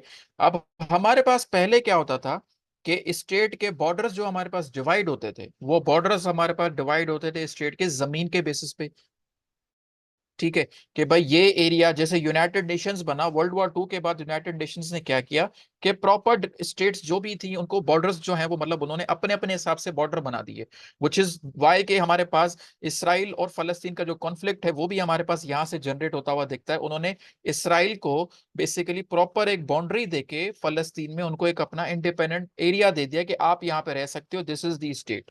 ठीक है। और भी हमारे पास कई सारे स्टेट के बॉर्डर्स आते हैं जिसमें हमारे पास बहुत सारे कॉन्फ्लिक्ट्स हुए फ्यूचर में, जैसे कि अफ्रीका में बहुत हद तक उन्होंने बॉर्डर्स को ऐसे डिवाइड कर दिया। लेकिन हमारे पास जब ये स्ट्रक्चर सामने आता है बॉर्डर का, तो हमारे पास सबसे बड़ा जो क्वेश्चन आता है वो हमारे पास आता है लॉ ऑफ सी का, क्योंकि हमारे पास सी से रिलेटेड कोई बॉर्डर था ही नहीं। वो हमारे पास हिस्ट्री में अगर आप चले जाओ तो हमारे पास शुरू से ही सी में कोई भी किस्म का बॉर्डर का सिस्टम हमारे पास था ही नहीं। क्या होता था कि कोई भी शिप अगर जाता था अपने ओपन सी में, एक होता है वो समुद्र का एरिया जो किसी कंट्री के एरिया में आ रहा हो, यानी कि अगर आप मिसाल के तौर पर इंडियन ओशन में जाते हो तो इंडियन ओशन के राइट साइड पे अगर आप सीधा चले जाओ तो आपको वहां पे मिडिल ईस्ट का स्ट्रेट ऑफ हॉर्मूज मिलता है। लेकिन उसी तरीके से अगर आप उसके लेफ्ट साइड पर चले जाओ तो आप इंडिया के वाटर्स में दाखिल हो जाते हो। तो हमें ये भी एक कॉन्सेप्ट समझना जरूरी था कि किस तरीके से हमारे पास लॉ ऑफ सी जो है वो काम करता है। तो इससे रिलेटेड हमारे पास एक इंटरनेशनल लॉ के ऑथर हैं, ठीक है, जिनको फादर ऑफ इंटरनेशनल लॉ भी कहा जाता है, जिनका नाम है हुगो ग्रोशियस। आप उनका नाम नोट कर लें, हुगो ग्रोशियस। उन्होंने एक बुक लिखी लॉ ऑफ हाई सीज पे, जिसपे उन्होंने ये बताया कि समुंदर का बॉर्डर अगर आपने डिवाइड करना है तो उसके लिए भी आपने सर्टेन कैटेगरी बनानी पड़ेगी। जैसे कि हमारे पास आज के टाइम में जो कैटेगरी है, कई कन्वेंशन हमारे पास इस पे आती हैं। आज के टाइम में जो हमारे पास कैटेगरी है वो हमें ये बताती है कि भाई अगर आपका समुद्री बॉर्डर है तो आपने उसके लिए एक प्रॉपर मैरीटाइम बेल्ट बनाना है, जो हमारे पास आगे मैरीटाइम लॉ आता है। ठीक है। यानी कि 100 nautical miles 200 nautical miles would be the final limitation and final border of the sea. वो आपका final border of the sea है जो आपका एक प्रॉपर एरिया डिवाइड करता है। ठीक है। सेकेंडली हमारे पास आता है सर मैरीटाइम लॉ, जो बताता है कि किस तरीके से जो है वो आपका मैरीटाइम लॉ काम करता है, कि किस तरीके से अगर आप दूसरे जो है वो कंट्री के सी एरिया में जाते हो तो किस तरीके से आपके वहां पे लॉज एक्सरसाइज होते हैं, क्या वहां पे एक आपको मतलब नेचर ऑफ। ठीक है। इसी तरीके से हमारे पास जब ओपन सी आता है तो ओपन सी में आप कितना भी आगे चले जाओ, वहां पे किसी भी स्टेट की जुरिस्डिक्शन अप्लाई नहीं होती है। वहां पे किसी भी स्टेट की कोई भी मतलब जो है वो लिमिटेशन अप्लाई नहीं होती है। ठीक है। इसी तरीके से यूनाइटेड नेशंस हमारे पास इंटरनेशनल लॉ, हमारे पास इंटरनेशनल ट्रेड लॉ पर भी काम करता है। इंटेलेक्चुअल प्रॉपर्टी है, इंटरनेशनल एनवायरमेंटल लॉ है जिसपे हम क्लाइमेट चेंज से रिलेटेड जो है वो मिशंस को सरंजाम देते हैं। बायलैटरल मल्टीलैटरल नेगोशिएशन से रिलेटेड नेगोशिएशंस होती हैं हमारे पास, जैसे कि अफगानिस्तान और यूएसए का जो कॉन्फ्लिक्ट था जिसमें यूएसए ने काफी हद तक कब्जा किया हुआ था। पीस जो है वो नेगोशिएशन से रिलेटेड पाकिस्तान ने इस पे काम किया, पीस स्टेबिलिटी कायम की। उसी से रिलेटेड हमारे पास आज के टाइम में ईरान और यूएसए से रिलेटेड अगर कोई भी मामला चल रहा है तो उसके लिए अभी स्टेट सल्तनत ऑफ ओमान है, ओमान जो है वो उनके पीस रिलेशन स्टैब्लिश करने के लिए काम कर रहा है। तो ये आपका बायोलेटरल और मल्टीलैटरल नेगोशिएशन जो है वो सामने आ जाती हैं। इसी तरीके से इंटरनेशनल क्रिमिनल लॉ है, सिविल एविएशन और आउटर स्पेस है, ये भी हमारे पास वो चीजें हैं जिसके तहत आपका इंटरनेशनल लॉ इन फंक्शंस के रिलेटेड काम करता है।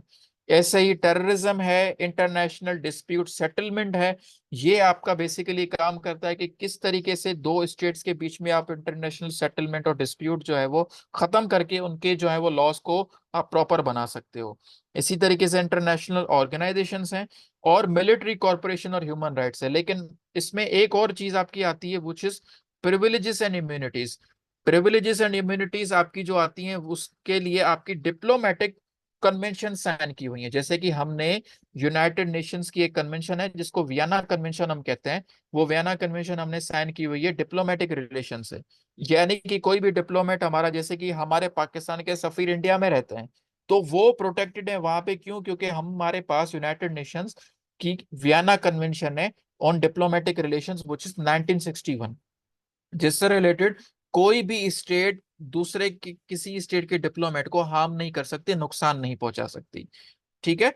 ऐसे ही जो है वो हमारे पास एक रिस्पॉन्सिबल जो है वो सेक्टर आ जाता है बिटवीन स्टेट्स का, कि किस तरीके से स्टेट्स आपस में मिलकर एक जनरल जो है वो मतलब जनरल अंडरस्टैंडिंग से रिलेटेड वो काम करती है। ठीक है।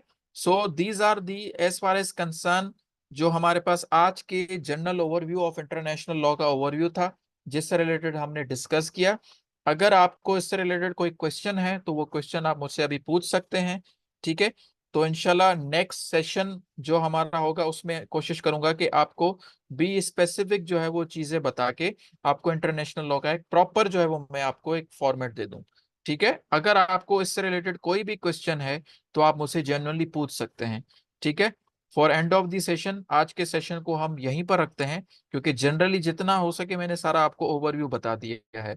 अगर आपको इससे रिलेटेड कोई क्वेश्चन हो, पूछना चाहें तो पूछ सकते हैं। जी। Sir I have a question. Yes please. Sir जैसे हम देखते हैं कि पब्लिक इंटरनेशनल लॉ या इंटरनेशनल लॉ का दुनिया में क्या स्कोप है। अगर हम इसको पाकिस्तान में देखें तो इसका पाकिस्तान में इस सच कोई स्कोप नहीं दिखाई देता।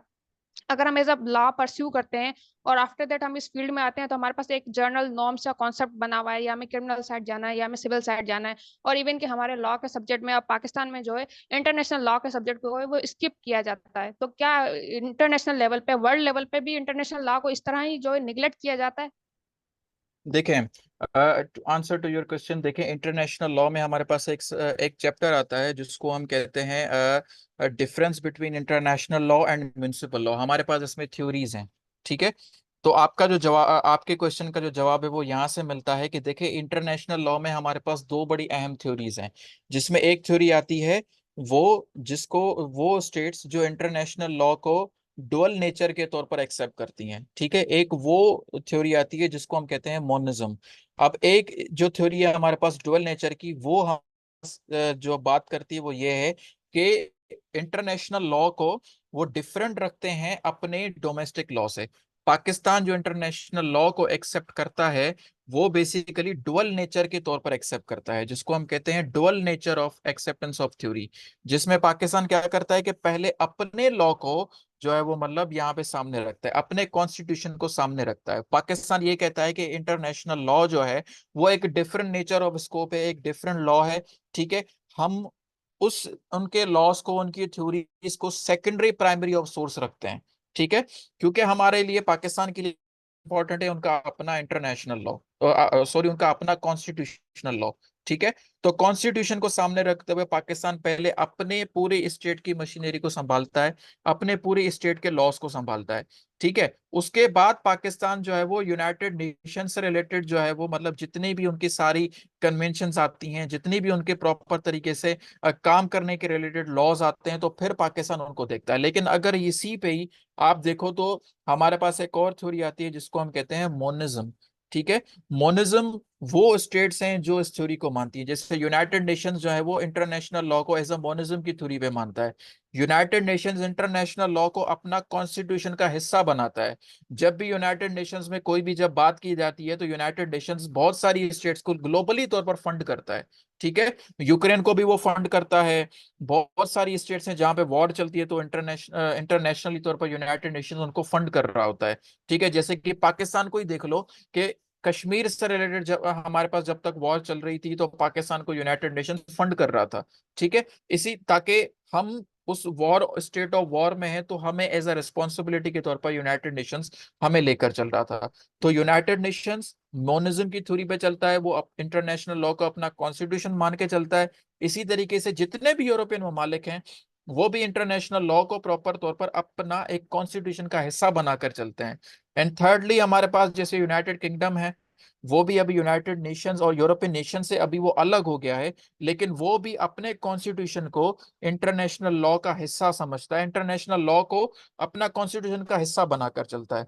तो ये बेसिकली हमारे पास एक थ्योरी है जिसके तहत जो है वो हम इंटरनेशनल लॉ को डिफरेंशिएट करते हैं। पाकिस्तान फॉर सेल्फ वो डुअल नेचर के तहत चलता है, वो कहता है कि इंटरनेशनल लॉ एक डिफरेंट है, उसका एक डिफरेंट स्कोप है, उसको हम सेकेंडरी तौर पर देखते हैं, पहले हम अपने डोमेस्टिक लॉ को देखते हैं। ठीक है, are you satisfied with the answer या फर्दर कुछ और आप इसमें ऐड करना चाहते हो, पूछना चाहते हो? जी। सर सेकेंडरी वे पर समझना एक अलग चीज है सर, इसको स्किप आउट करना एक अलग चीज है। हमारे जितने भी लॉ के सब्जेक्ट हैं उसमें से अब जो है पाकिस्तान वो इंटरनेशनल लॉ को स्किप आउट करता जा रहा है। जी जी। सर क्या जो दूसरी कंट्रीज हैं उनमें भी जो है इंटरनेशनल लॉ को कोई अहमियत हासिल नहीं है?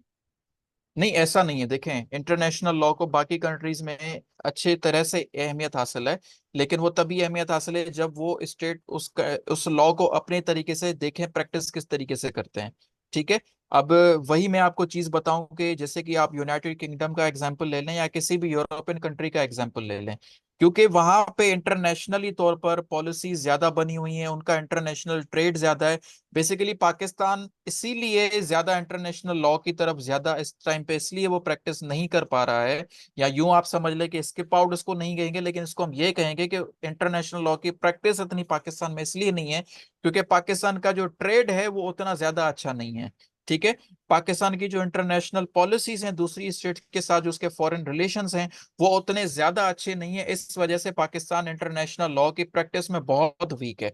लेकिन अगर आप दूसरी साइड ये देखो कि काफी ऐसी स्टेट्स हैं जिनका इंटरनेशनल लॉ की और काफी स्टेट्स के साथ उनकी डीलिंग्स और कन्वेंशंस बहुत ज्यादा हैं, उनकी ट्रीटीज बहुत ज्यादा हैं। जैसे आप चाइना देख लो, चाइना जो है वो इंटरनेशनल लॉ को स्किप आउट नहीं करता, लेकिन चाइना जो है वो बेसिकली इंटरनेशनल लॉ की प्रैक्टिसेस इतनी ज्यादा करता है, जैसे कि उन्होंने बहुत अपने प्रोजेक्ट्स बनाए हुए हैं, कॉरिडोर्स बनाए हुए हैं, जिससे वो अपने इंटरनेशनल ट्रेड और इंटरनेशनल कमर्शियल लॉ को प्रैक्टिस करता है। ठीक है, अब एज फार एज कंसर्न मैं पाकिस्तान की बात करूं तो पाकिस्तान की बेसिकली इंटरनेशनल लॉ में उतनी प्रैक्टिस है ही नहीं, बहुत कम प्रैक्टिस है।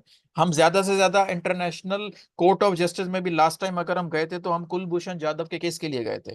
ठीक है, और वो हमारे पास वायलेशन हुई थी तभी हम गए थे। लेकिन अगर आप ये देखो तो इंटरनेशनल पॉलिसीज या इंटरनेशनल ऑर्गेनाइजेशंस को हम अपने पास तब आने देते हैं जब हमारे पास बहुत बड़े लेवल पे कोई हमारे पास डिजास्टर होता है। जैसे कि हमारे पास अभी फ्लड आया था तो हमारे पास वो आई थी ऑर्गेनाइजेशंस, हमने उनसे फंड लिया था। तो प्रैक्टिस के तौर पर अगर आप देखोगे तो अगर आप बेसिकली इंटरनेशनल लॉ में अगर अपना इंडिविजुअली तौर पर कैरियर देखना चाहते हो, या इंडिविजुअली तौर पर अगर आप इंटरनेशनल लॉ में प्रैक्टिस करना चाहते हो लॉ को, तो उसके लिए आपके पास एक डिफरेंट नेचर जो है वो आपके पास एक अपॉर्चुनिटी है। जैसे यूनाइटेड नेशंस में आप डायरेक्ट जाके अप्लाई करो, जॉब के लिए काम कर सकते हो, इंटर्नशिप्स कर सकते हो। ठीक है, तो अगर आप एज इंडिविजुअली तौर पर इंटरनेशनल लॉ की प्रैक्टिस को देखो तो वो आपके पास एक डिफरेंट नेचर और स्कोप चला जाता है। आप यूनाइटेड नेशन में एज अ वॉलंटियर तौर पर अप्लाई करके काम कर सकते हो, डायरेक्टली इंटर्नशिप करके फेलोशिप में जा सकते हो, वहां पे जॉब कर सकते हो। तो ये एक आपका अलग कैरियर है। ठीक है, लेकिन अगर आप इंटरनेशनल लॉ की प्रैक्टिस देखोगे पाकिस्तान में तो वो बहुत ही कम है, जिसका रीजन ये है कि हम उतना ज्यादा ट्रेड, उतना ज्यादा जो है वो हम इंटरनेशनली और ग्लोबली रिकॉग्नाइज होकर काम नहीं करते, क्योंकि हम सिर्फ अभी सर्वाइवल स्टेज पर हैं। ठीक है, लेकिन अगर आप हमारे पड़ोसी मुल्क इंडिया को देख लो, वो बहुत ज्यादा अपने जो है वो प्लांट्स लगा रहा है दूसरी स्टेट्स के साथ, दूसरी स्टेट्स के साथ अपने फॉरेन रिलेशंस वो बना रहा है। तो इसी से रिलेटेड हमारे पास बहुत हद तक इंटरनेशनल लॉ उन स्टेट्स में प्रैक्टिस में ज्यादा दिखाई देता है। ठीक है जी, समझ आया?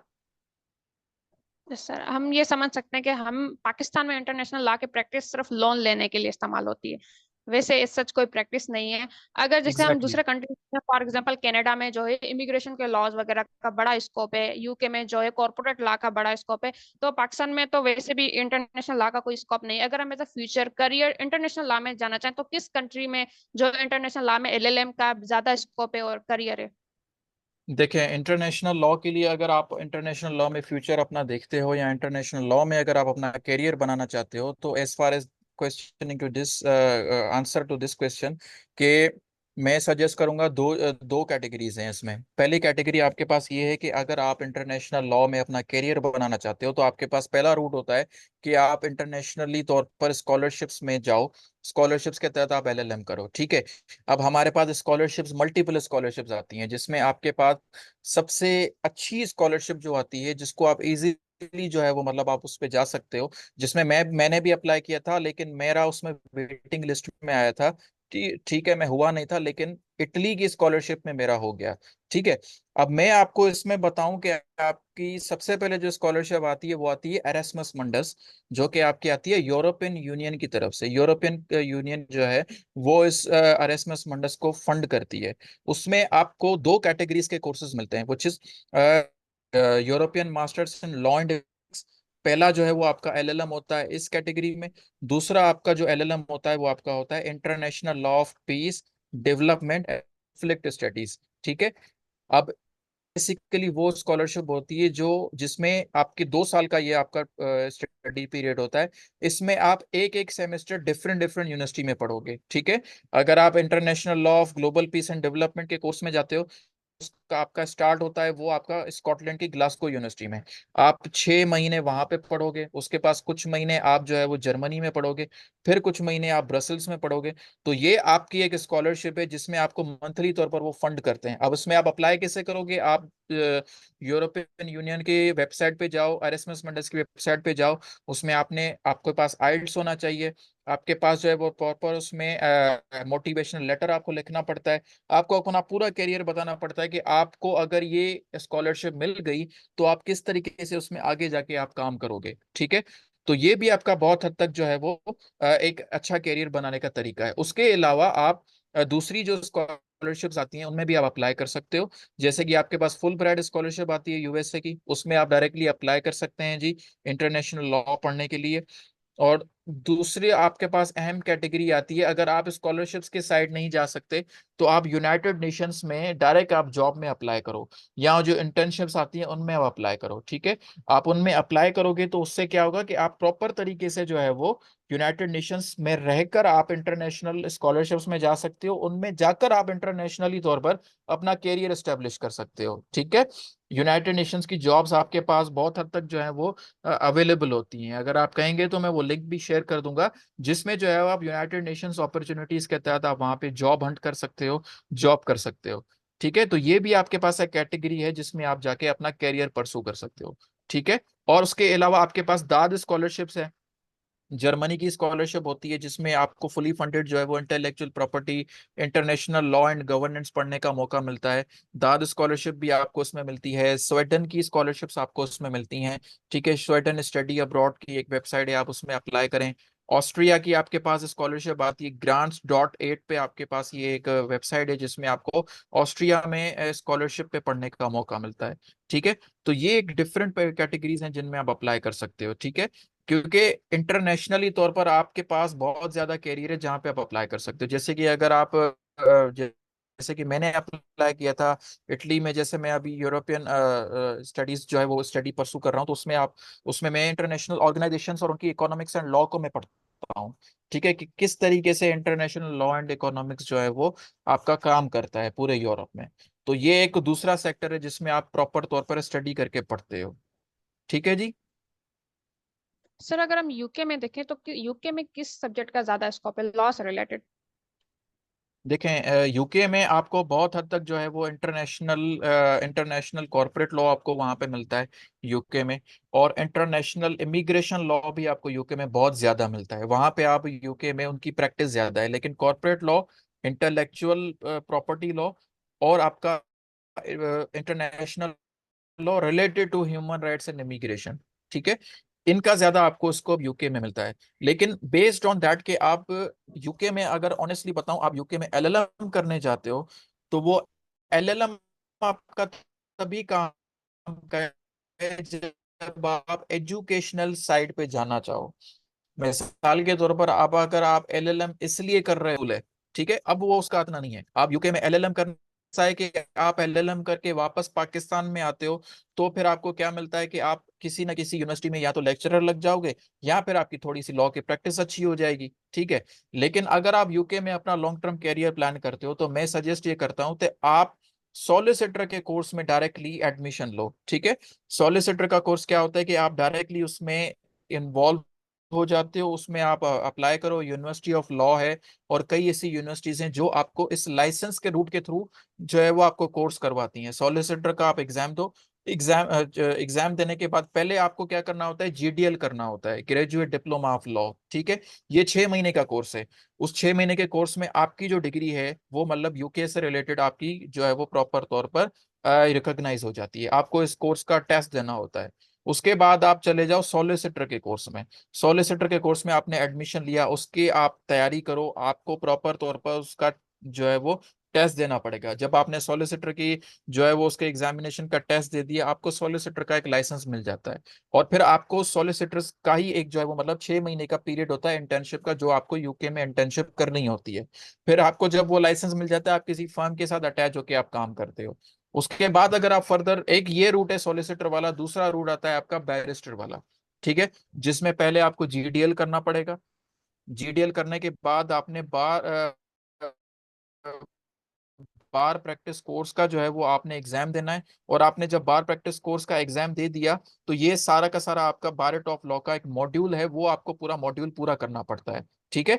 उनके मॉड्यूल के मेरे ख्याल से 9 to 11 पेपर्स होते हैं, जो आपको पूरे के पूरे पेपर्स जो है वो देने होते हैं, जिसमें आपका एक डिनर भी होता है, जो कि आपका बकिंगम पैलेस में होता है क्वीन के साथ, ठीक है।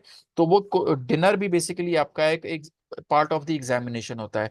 उसके बाद आपको जब ये सारे मॉड्यूल्स आप क्लियर कर लो, तो लास्ट उसकी रिक्वायरमेंट आती है कि आपने 6 महीने किसी भी बैरिस्टर के साथ रहकर, वहां पे पीरियड होता है हमारा, 6 महीने हमने प्रैक्टिस की, उसके बाद जाके हम जो है वो मतलब प्रॉपर हमें बार का टेस्ट देते हैं, लाइसेंस मिलता है।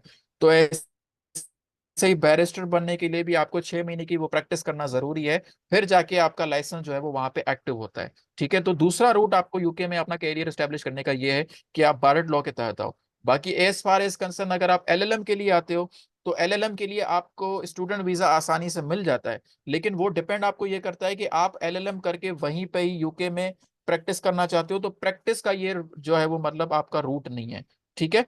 एलएलएम का प्रैक्टिस का रूट नहीं है, एलएलएम का एजुकेशनल डिग्री के हवाले से आपका एक रूट बन जाता है, जिसमें आप प्रॉपर उसमें एजुकेशन की साइड जाते हो, तो वहां पे आप काम कर सकते हो, ओके सर, ठीक है। For getting for pursuing solicitor, अगर हम सॉलिसिटर बनना चाहते हैं तो उसके लिए स्टार्टिंग सर, अगर हमारी एलएलबी जो है वो पाकिस्तान से है, तो फर्स्ट वे क्या होगा? या हमें आइल्स देना पड़ेगा, या हम किस तरीके से यूनिवर्सिटी में एडमिशन ले सकते हैं? हम लॉ में एलएलएम में अप्लाई करके डायरेक्ट जो है स्टडी वीजा ले सकते हैं, तो सॉलिसिटर में अप्लाई करने के लिए हमें कौन सा वीजा लेना होगा? आई वुड सजेस्ट कि आपको सबसे पहले पहले जो, अगर आपकी पहले ये लॉ मुकता है, ऑफ लॉ अभी एक कोर्स देती है, which is international LLM. International law में आपका एलएलएम आता है, एलएलएम एंड सॉलिसिटर एग्जामिनेशन। ये एक यूनिवर्सिटी ऑफ लॉ की आप वेबसाइट पे जाएं, तो आपको स्टडी वीजा जो है वो मिल जाता है। और सॉलिसिटर की कोर्स का भी आपको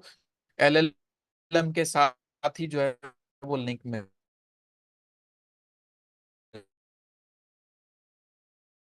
जाता है, जिसमें आप एलएलएम भी कर लेते हो, और सॉलिसिटर के एग्जामिनेशन के जो है वो स्टडी वीजा पे बहुत ज्यादा मैंडेटरी अप्लाई करते हो, जिनमें आइल्स नहीं है तो उनकी फीस ज्यादा होती है। अगर आप आइल्स करके जो है फिर यूनिवर्सिटी यूनिवर्सिटी में अप्लाई करते हो तो फिर आपको यूनिवर्सिटीज में फीसेस भी आपको कम मिल जाती हैं और स्कॉलरशिप के ज्यादा चांसेस हैं, तो डिफरेंट कोर्सेज आपको है, आप उसमें अप्लाई करो, ठीक है। और आप अगर उसके अलावा आप किंग्स कॉलेज लंदन में अप्लाई करते हो तो वो भी आपका एक अच्छा जो है वो एक एलएलएम से रिलेटेड आपका कोर्स है। लेकिन मैं सजेस्ट ये करूंगा कि आप एलएलएम और सॉलिसिटर के कोर्स को ज्यादा कंबाइन करके अप्लाई करें। स्टडी वीजा पे पहले आप जो है वो यूके जाएं, देन आफ्टर आप जो है वो उसके बाद फिर जो है वो आप फर्दर यूके में रहकर आप अगर जॉब करते हैं, क्योंकि एलएलएम के बाद या सॉलिसिटर के बाद आपको वहाँ पे फर्दर स्टे करना है तो आपको वहाँ पे 2 साल के लिए जॉब वर्क परमिट मिल जाता है। अगर आपको वहाँ पे जॉब मिल जाती है तो फिर आप फर्दर अपना जो है वो करियर वहाँ पे डिजाइन कर सकते हो, आया कि या तो आप सॉलिसिटर बनो या तो फिर आप जो है वो एलएलएम को परसू करें। जी। सर जो जीडीएल है वो हमें पाकिस्तान में करना पड़ता है? जीडीएल पाकिस्तान में अभी यूनिवर्सिटीज करवाती हैं, जैसे कि आपको अभी थैमिस स्कूल ऑफ लॉ है, डेनिंग लॉ है, वो आपको वहाँ पे जीडीएल करवाते हैं, ठीक है। और और भी अभी काफी लॉ लम्स लाहौर, वो भी आपको जो है वो ये जीडीएल अभी करवाते हैं। पाकिस्तान में ही आप जीडीएल कर लेते हो, ऑनलाइन आपका एग्जामिनेशन होता है तो आप जीडीएल यहीं पे कर लेते हो, ठीक है। उसके बाद जो है वो आप फर्दर प्रोसेस कर सकते हैं, सॉलिसिटर के कोर्स में एग्जाम मतलब एग्जामिनेशन के लिए अप्लाई करें, या फिर आप डायरेक्टली जो है वो एलएलएम करना चाहते हो, एलएलएम से रिलेटेड सॉलिसिटर का एग्जाम देना चाहते हो तो आप डायरेक्ट स्टडी वीजा पे जाकर भी आप कर सकते हो। जी। Okay, thank you so much sir. Okay जी, ठीक है। किसी और को कोई क्वेश्चन अगर नहीं है तो बस यहीं पे सेशन को एंड करते हैं, ठीक है जी। Okay Anil, you are online.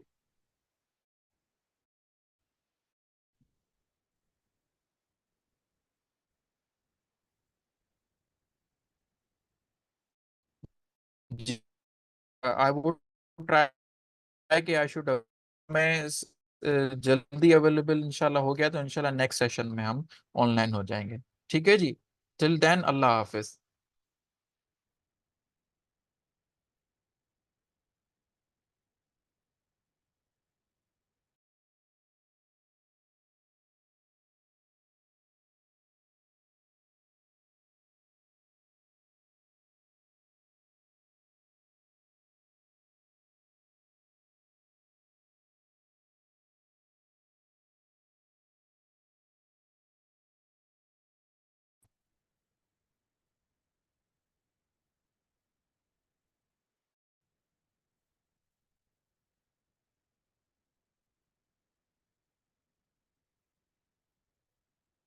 Ji, welcome back. अच्छा जी, सबको आवाज आ रही है मेरी? Is everyone audible to listen my voice? Yes, sir, you are audible. Okay okay, and my request is that के please open the share screen because it showing disabled by the host.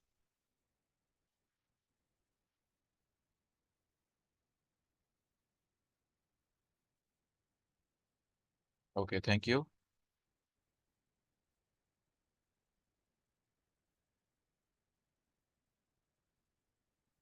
Okay जी, so let's continue. So we were on the point of the wars, जो हम उन Wars के बारे में discuss कर रहे थे, ठीक है। तो अब हमें उन वॉर्स के कॉन्सेप्ट के बाद हमें यह चीज समझ आ जाती है कि सर किसी भी लॉ को बनाने के लिए हमारे पास एक बड़ा सा तवील दर्जे का बैकग्राउंड होता है, ठीक है। So in that background we have to understand all the things कि किस तरीके से जो है वो हमारे पास ये दुनिया, ये वर्ल्ड हमारे पास एक प्रॉपर एक स्ट्रक्चर में काम करता है, ठीक है। अब हम इस चीज को सामने रखते हुए ये भी देखते हैं कि इंटरनेशनल लॉ इस तरीके से हमारे पास डेवलप होता हुआ आया है, ठीक है। अगर आप कुछ हिस्टोरिकल जो है वो मतलब मैं अगर आपको इंटरनेशनल लॉ के फीचर्स के बारे में बताऊं तो हमारे पास इंटरनेशनल लॉ में सबसे इम्पोर्टेंट जो चीज पहले थी, यानी कि जब हमारे पास रिलीजन होते थे तब, और उसके बाद जब एम्पायर्स होती थी तब, और जब आज का दौर है हमारे पास यानी कि नेशन स्टेट सिस्टम, इसमें अगर आप देखो तो कुछ चीजें हमारे पास डेवलपमेंटली तौर पर बहुत सारी चीजें हमारे पास होती हुई आ रही हैं। जैसे number one, one of the important thing is that कि डिप्लोमेसी, हमारे पास इंटरनेशनल लॉ में डिप्लोमेसी का जो प्रॉपर तरीके का इंट्रोडक्शन या डिप्लोमेसी की स्टार्ट जो हमारे पास होती है वो बेसिकली इस्लामिक एरा से होती है। ठीक है, इस्लामिक एरा में तब यानी कि जब हमारे पास उस टाइम पे जब रिलीजियस वॉर्स होती थी, तो हम अगर किसी भी जो है वो डिफरेंट रिलीजन को अपने साथ हम मिलाना चाहते थे, या हम उनको अपने साथ तिजारत करने के लिए खुद से शामिल करने के लिए जब हम उनको उनके पास जाते थे, तो हमारे पास एक प्रॉपर सर्टेन ग्रुप था। तो वो सर्टेन ग्रुप क्या करता था, वो प्रॉपर्ली तौर पर उनके पास जाके हमारे रिलीजन से रिलेटेड उनके पास डिफरेंट तरीके से जो है वो चीजें लेके जाते थे, ताकि हम उनके साथ तिजारत कर सकें। इसी तरीके से हमारे पास उस टाइम में हमारे पास जूविश स्कॉलर्स भी थे। ठीक है, जो क्या करते थे, जो प्रॉपर्ली तौर पर लोगों के पास जाके डिफरेंट गिफ्ट्स लेके जाते थे। उन गिफ्ट्स में वो उनको एक तरीके से ओपन ट्रेड करने की जो है वो मतलब दावत देते थे, इनविटेशन देते थे कि that you should have to join us for a trade, you should have to do trade with us, within that we can build as a stronger economy. ठीक है, उसी तरीके से हमारे पास बहुत हद तक ये डिप्लोमेसी का सेक्टर, ये डिप्लोमेसी की जो चीज है वो हमारे पास चलती हुई आई। सही है, अब हम बात करें बेसिकली कि नेबरिंग स्टेट्स के साथ हमें कैसे रिलेशंस रखने हैं, वो कैसे हमें हमने उनका ख्याल रखना है, वो सारा कॉन्सेप्ट हमें इस्लामिक लॉ ने दिया उस टाइम पे। उस टाइम पे हमारे जो prophet peace be upon him हज़रत मोहम्मद सल्लल्लाहु अलैहि वसल्लम थे, उन्होंने कहा था कि we should have to build a strong relations with our neighbouring states. ठीक है, और नेबरिंग स्टेट्स के साथ हमें प्रॉपर तरीके से ताल्लुक बहाल करके रखना है। ठीक है, तो अगर आप यहाँ पे एक अंडरस्टैंडिंग समझें, एक प्रॉपर तरीके से आप इंटरनेशनल लॉ की डेवलपमेंट को समझें, तो वहां पे हमारे पास ये चीज समझाती हुई दिखाई देती है कि इंटरनेशनल लॉ की डेवलपमेंट किन किन एराज और किन किन हिस्ट्री से होती हुई आ रही है। ठीक है, उसी तरीके से अगर आप इंटरनेशनल लॉ के और भी चीजें पे जाओ, जैसे कि जब हमारे पास उस टाइम पे वॉर्स लगा करती थी, तो उन वॉर्स में जब भी कोई स्टेट के बीच में वॉर होती थी, तो सिविलियन पॉपुलेशन सबसे ज्यादा इफेक्ट होती थी। ऐसा भी नहीं है कि बिल्कुल मतलब समझ ले कि मिलिट्री हो, अगर किसी स्टेट या अगर किसी भी रिलीजन के अगेंस्ट कोई भी वॉर लग रही है, तो उस टाइम पे उस वॉर में जो शामिल होते थे वो सारे के सारे सिविलियंस होते थे। औरतें, बच्चे, सबके सब उन सिविलियंस जो है वो उनको शामिल किया हुआ होता था। इवन उनके साथ जो है वो बहुत हद तक मिलिट्री एट्रोसिटीज की जाती थी। तो इसको रोकने के लिए भी मतलब बहुत हद तक हमें उस टाइम में ऐसी पीस ट्रीटीज मिलती हैं जिसमें यह कहा जाता है कि सर वॉर में कभी भी औरतों और बच्चों को शामिल ना करो। ठीक है, ऐसे ही आप इसी कॉन्सेप्ट को सामने लेके आए। आज के टाइम में हमारे पास क्या है कि हम अगर कहीं पे भी वॉर होती है, आपके सामने यूक्रेन और रशिया की अभी वॉर चल रही है। ठीक है, उसमें हमें प्रॉपर चीज ये भी दिखाई गई है कि एक वॉर जोन डिक्लेयर किया गया है। ठीक है, उसी तरीके से आप इसराइल और फलस्तीन के कॉन्फ्लिक्ट को देखें, तो वहां पे बिल्कुल भी किसी किस्म का वॉर जोन डिक्लेयर नहीं किया गया। लेकिन ये हमें चीज बताने वाले कॉन्सेप्ट जो है वो उस टाइम से आता है कि सिविलियंस को आपने वॉर में नहीं रखना। और उसके अलावा जिनेवा कन्वेंशंस भी हमें यहाँ पे दिखाई देती है, जो कि एक्टिवली तौर पर यहाँ पे काम करती है। लेकिन उस टाइम से रिलेटेड अगर मैं आपको बताऊं, तो इस तरीके से हमारे पास इंटरनेशनल लॉ की डेवलपमेंट सामने होती हुई दिखाई देती है। अब यहाँ पे सबसे पहले हम यहाँ पे ये देखते हैं कि हमें डिप्लोमेसी का एरा उस टाइम पे देखने को मिलता है। नेबर्स के साथ हमें रिलेशन एस्टेब्लिश करने चाहिए, ये कॉन्सेप्ट हमें उस टाइम से मिलता है। एंड एज वेल एज हमारे पास बहुत हद तक सारी चीजें ये भी दिखाई देती हैं कि कैसे इंटरनेशनल लॉ एक्टिवली तौर पर उस टाइम पे ये जनरल प्रिंसिपल्स को सामने रखते हुए वॉर को प्रिवेंट करने की कोशिश करता था। ठीक है, अब अगर आज के टाइम पे आप ये देखो, तो हमारे पास नेशन स्टेट सिस्टम जब हमारे पास आ गया, तो नेशन स्टेट सिस्टम भी हमारे पास दो तरीके की इंटरनेशनल स्ट्रक्चर्स लेके आया। ठीक है, अब ये दो तरीके के इंटरनेशनल स्ट्रक्चर्स आपके उस सब्जेक्ट से बिलोंग करते हैं which is called international relations. If you want to note down कि हमारे पास इंटरनेशनल रिलेशंस में दो बड़ी बहुत इंपॉर्टेंट थ्योरीज आती हैं। ठीक है, जिसमें सबसे पहले इंपॉर्टेंट थ्योरी आती है सर लिबरलिज्म।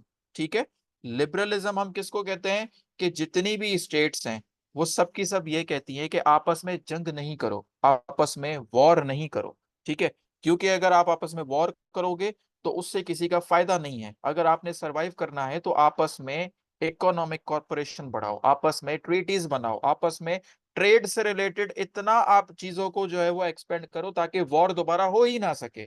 हमारे पास इंटरनेशनल रिलेशंस में एक ये थ्योरी जो है वो चलती है व्हिच इज कॉल्ड लिबरलिज्म। ठीक है, लेकिन फिर उस लिबरलिज्म के ओपोनेंट में दूसरी थ्योरी आती है व्हिच इज कॉल्ड रियलिज्म। ठीक है। अब रियलिज्म क्या कहता है? रियलिज्म ये कहता है कि हमारे पास इकोनॉमिक और किसी भी किस्म की जो चीज है ना वो काम की नहीं है। अगर आपने स्ट्रांग रहना है, अगर एक स्टेट ने इस दुनिया में या इस वर्ल्ड में सरवाइव करना है, तो खुद को हर तरीके से फिट रखना पड़ेगा। फिट रखना पड़ेगा मतलब कि आपके पास मिलिट्री पावर बहुत ज्यादा होनी चाहिए। आपका प्रॉपरली तौर पर उन स्टेट्स के साथ डिप्लोमेसी और उन स्टेट्स के साथ ताल्लुक करना चाहिए जो आपको सपोर्ट करें जब भी वॉर की सिचुएशन हो। मतलब कि अगर आपने सरवाइव करना है तो आपने या तो वॉर लड़नी है, या तो फिर आपने खुद को स्ट्रांग बनाने के लिए हर एक जो है वो मतलब स्टेप लेना है।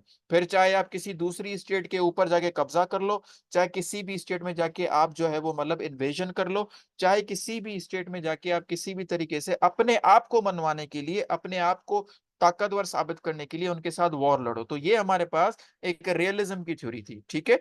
अब आज के दौर में हमारे पास जो दुनिया डिवाइडेड है, वो हमारे पास दुनिया डिवाइडेड है दो सिस्टम्स में, ठीक है। एक हम इसको कहते हैं पोलैरिटी, ठीक है।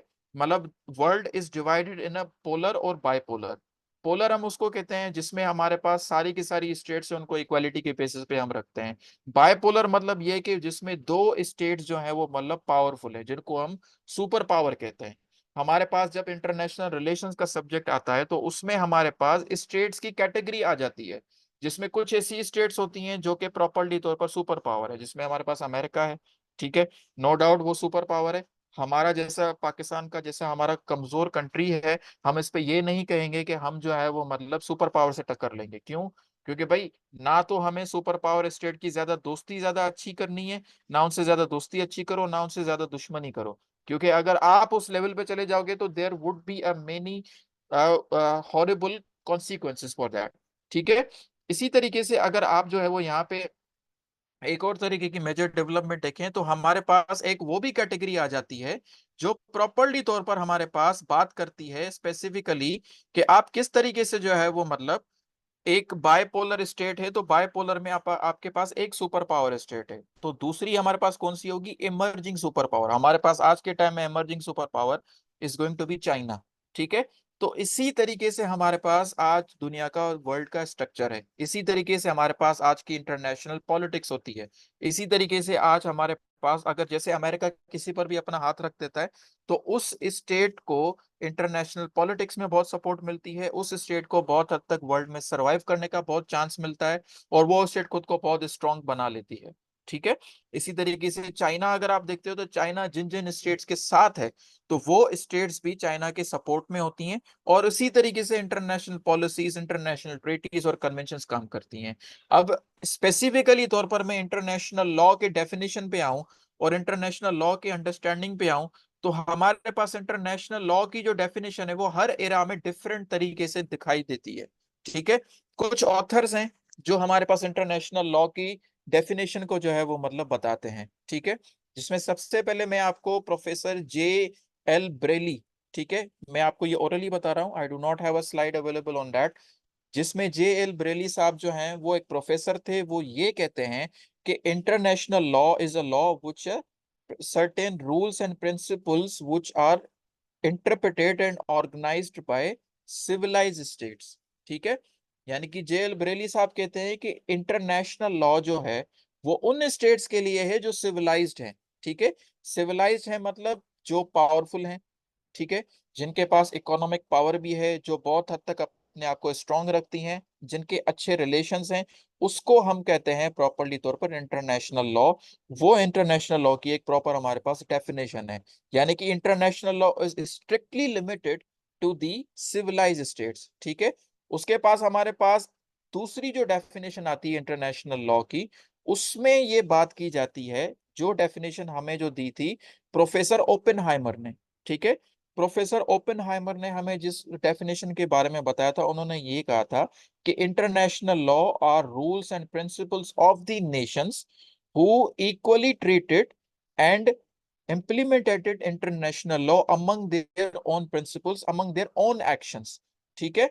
यहाँ पे प्रोफेसर ओपेनहाइमर ने क्लियरली ये बताया कि हमारे पास इंटरनेशनल लॉ सिर्फ सिविलाइज का नहीं है, बल्कि हमारे पास इंटरनेशनल लॉ उन सारी स्टेट्स के लिए आ जाता है जो स्टेट्स प्रॉपरली तौर पर नेशन वाइज अपने एक्शंस जो है वो मतलब करती हैं। यानी कि एक्शन से रिलेटेड क्या, हम प्रॉपर तौर पर दूसरे मुल्कों के साथ ट्रेड करते हैं, हम दूसरे मुल्कों के साथ अपने स्ट्रॉन्ग रिलेशंस बनाते हैं, हमारे कुछ नेबरिंग रिलेशंस होते हैं। तो बेसिकली ये जो सारा एक्शन चल रहा है, ये सारा का सारा इंटरनेशनल लॉ है।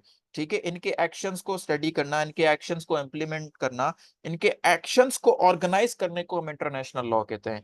लेकिन इससे भी ज्यादा हटके हमारे पास जो डेफिनेशन आती है, वो डेफिनेशन हमें क्लियरली बता देती है कि इंटरनेशनल लॉ कितनी हद तक हमारे पास एक स्ट्रॉन्ग होल्ड के तौर पर आज के टाइम में काम करता है।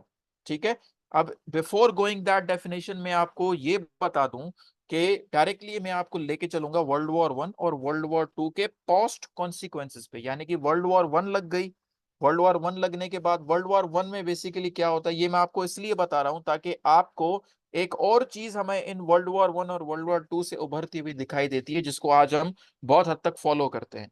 ठीक है, वर्ल्ड वॉर 1 में सर क्या होता है कि बहुत हद तक हमारे पास जो स्टेट्स होती हैं, बेसिकली वर्ल्ड वॉर 1 का रीजन बता रहा हूँ, उसका रीजन ये था कि उस टाइम पे अगर कोई भी स्टेट अपने आप को पावरफुल साबित करना चाहती है, तो उसको वॉर्स में पार्टिसिपेट करने में इनकरेज किया जाता था। और इसी वजह से बहुत सारी स्टेट्स सीक्रेट डिप्लोमेसी करके अपने जो है वो प्रॉपर तरीके से पैक्ट्स बना लेती थी, प्रॉपर तरीके से अपने प्रॉपर तरीके से वो सारी की सारी चीजें और डिप्लोमेटिक स्ट्रक्चर्स अपने बना लेती थी कि अगर हम पे किसी ने अटैक किया तो मतलब तुम पर अटैक किया। ठीक है, जैसे कि उस टाइम पे रशियंस ने एक प्रॉपर पैक्ट बनाया हुआ था, पैक्ट ऑफ सोलिविया जिसको हम कहते हैं। उस पैक्ट ऑफ सोलिविया के मुताबिक रशियन सपोर्ट करते थे जर्मन्स को, अगर किसी ने भी जर्मन्स पर अटैक किया तो मतलब रशिया पे अटैक किया। यानी कि एक साथ दो स्टेट्स जंग में चली गई, तीन स्टेट्स डायरेक्ट जंग में चली गई। ठीक है, तो उस टाइम पे वर्ल्ड वॉर 1 जब हमारे पास होती है, तो उसका सबसे बड़ा रीजन ये था कि एक सीक्रेट डिप्लोमेसी और वॉर से रिलेटेड बहुत हद तक पब्लिकेशंस करना, ये बताना कि आप पावरफुल हो तो आप वॉर में शामिल हो जाओ। ठीक है, अब उसके बाद वर्ल्ड वॉर 1 के बाद हमारे पास सर क्या होता है, पोस्ट वर्ल्ड वॉर 1 हमारे पास क्या प्रॉपर एक स्ट्रक्चर आता है, हमारे पास लीग ऑफ नेशन बनती है। ठीक है, अब बेसिकली लीग ऑफ नेशन उन लोगों ने बनाई थी जिन्होंने वर्ल्ड वॉर 1 को प्रॉपर तरीके से जीता था।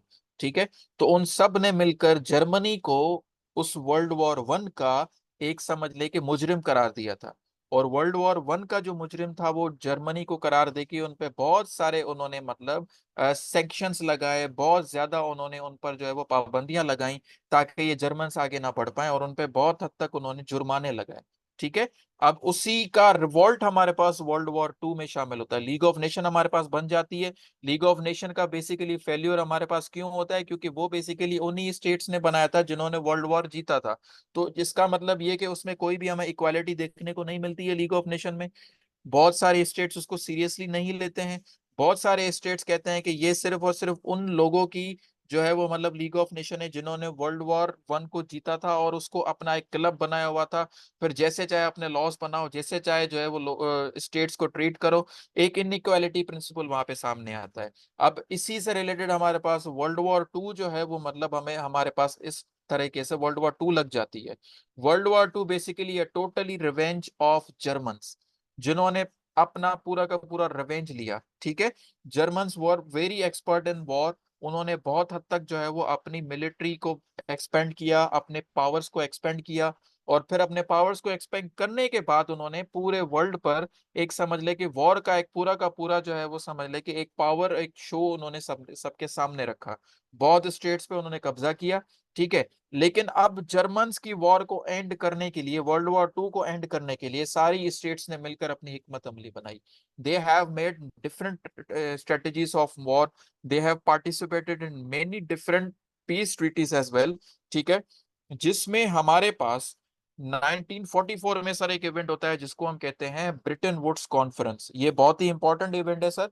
ब्रिटेन वुड्स कॉन्फ्रेंस होती है जिसमें मतलब जर्मन्स के अगेंस्ट एक स्ट्रेटेजी बनाई जाती है। और उस टाइम के अगर वर्ल्ड को आप ऑब्जर्व करो, ये बहुत ही इंपॉर्टेंट है, इस पे फोकस कीजिएगा कि उस टाइम पे अगर आप वर्ल्ड को ऑब्जर्व करें तो उसमें हमें ये चीज दिखाई देती है कि किस तरीके से जो है वो मतलब जर्मन्स बहुत हद तक उस टाइम पे फैले हुए थे, और किस तरीके से वहां पे पूरी दुनिया का स्ट्रक्चर तबाह था, बेसिक ट्रांसपोर्ट सिस्टम हमारे पास तबाह था, और उसके अलावा कोई भी हमारे पास एक ऐसा कंट्री मौजूद नहीं था जिसकी इकोनॉमी जो है वो मतलब चलने के काबिल हो। ठीक है, तो 1944 में एक दुनिया को स्ट्रक्चर देने के लिए हमने उसका सॉल्यूशन निकाला। सॉल्यूशन क्या निकाला? पहला तो सॉल्यूशन ये निकाला कि अगर हमें सारी कंट्रीज को इकोनॉमिकली तौर पर दोबारा से स्ट्रॉन्ग करना है तो हमें एक ऐसा सिस्टम और एक इदारा बनाना पड़ेगा जिससे कंट्रीज की इकोनॉमी दोबारा से बिल्ड हो सके। सो फॉर दैट हमने क्या बनाया? इंटरनेशनल मॉनेटरी फंड, ठीक है, IMF, सही है, जिससे हम आज बहुत कर्जा मांग के हमारी पाकिस्तान की इकोनॉमी इससे चलती है, ठीक है। फिर क्या होता है? अब हमें दूसरी स्टेट्स के स्ट्रक्चर्स को भी सेट करना है, यानी कि एक स्टेट में रेलवे सिस्टम तबाह है, एक स्टेट में ब्रिज नहीं है, एक स्टेट में दूसरी स्टेट से मिलने के लिए कोई भी एक ऐसा प्रोजेक्ट नहीं बना हुआ जिससे वो दूसरी स्टेट के साथ ट्रेडिंग रूट बना सके। तो हमने उसके लिए उस टाइम पे क्या बनाया? वर्ल्ड बैंक, ठीक है। वर्ल्ड बैंक उस टाइम में बन गया। वर्ल्ड बैंक का क्या काम था कि वो उन स्टेट्स को पैसा और कर्जा देगी जो स्टेट्स के स्ट्रक्चर्स बिल्कुल डिस्ट्रॉयड हैं, तबाह हैं, तो वो उनको पैसा भी देती थी और उसके अलावा उनको अपना स्ट्रक्चर बिल्ड करने के लिए बहुत हद तक उनको सपोर्ट भी करती थी। अब वर्ल्ड बैंक चलती ऐसे थी कि उसको ज्यादा से ज्यादा फंड उस टाइम पे अमेरिका करता था और जिन जिन स्टेट्स के पास थोड़ा बहुत रेवेन्यू था उनसे रिलेटेड वो वर्ल्ड बैंक चलती थी। अब चलो, इकोनॉमी का भी सोल्यूशन निकल गया एक तरीके से, जो है वो आपका वर्ल्ड बैंक भी आ गया। लेकिन यहाँ पे एक आपको चीज नोट करने की जरूरत ये है कि आप यहाँ पे ये देखो कि स्टेट्स को चलाने के लिए इदारे बन रहे हैं, ठीक है। स्टेट्स को चलाने के लिए हमारे पास इंटरनेशनल इंस्टीट्यूट्स बन रहे हैं, ठीक है। और यही चीज हमारी डायरेक्ट लिंक होती है हमारी इंटरनेशनल लॉ की डेफिनेशन से, ठीक है। अब फोर्थ चीज पर आते हैं, थर्ड चीज पर आते हैं जो कि बहुत इंपॉर्टेंट हुई 1944 की ब्रिटेन वुड्स कॉन्फ्रेंस में, विच इज कि भाई अगर आपने स्टेट्स को चलो इकोनॉमी भी दे दी, स्टेट्स के प्रोजेक्ट्स भी अगर आपने बना लिए वर्ल्ड बैंक के थ्रू, लेकिन अब हमें ऐसा भी स्टेप लेना पड़ेगा जिसमें सारी स्टेट्स ट्रेड को जो है वो मतलब तवज्जो दें, ट्रेड पर फोकस करें। तो उन्होंने क्या किया उस टाइम पे?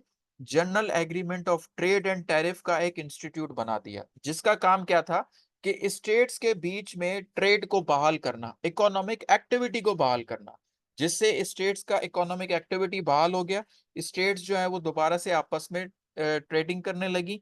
और फिर हमारे पास, अब मैं डायरेक्ट लिंक करता हूं इंटरनेशनल लॉ की डेफिनेशन जिसको बताया था हमारे पास JG स्टार्क ने, ठीक है।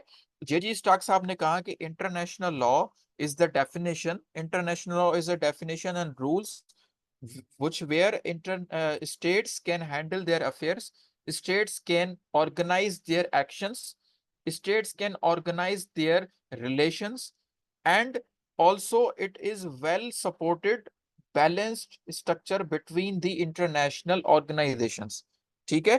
अब यहाँ पे उन्होंने ये बताया कि इंटरनेशनल लॉ जो है वो बेसिकली स्टेट्स के एक्शंस को भी देखता है लेकिन उसके साथ साथ इंटरनेशनल ऑर्गेनाइजेशंस को भी देखता है। तो यानी कि अब इंटरनेशनल लॉ में हमारे पास इंटरनेशनल इंस्टीट्यूट्स जो थे उनको भी एक रिकॉग्निशन मिल गई, ठीक है। यानी कि वो भी अब बहुत हद तक इंटरनेशनल लॉ से रिलेटेड, इंटरनेशनल ऑर्गेनाइजेशन से रिलेटेड वो काम करते हैं, सही है।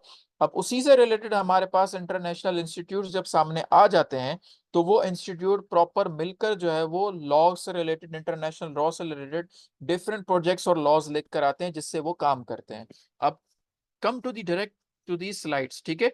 अभी स्लाइड्स पे हम अगर बात करें तो हमारे पास यहाँ पे इंटरनेशनल लॉ जो है वो उसकी प्रॉपर तरीके से एक स्ट्रक्चर हमें सामने दिखाई देता है, ठीक है।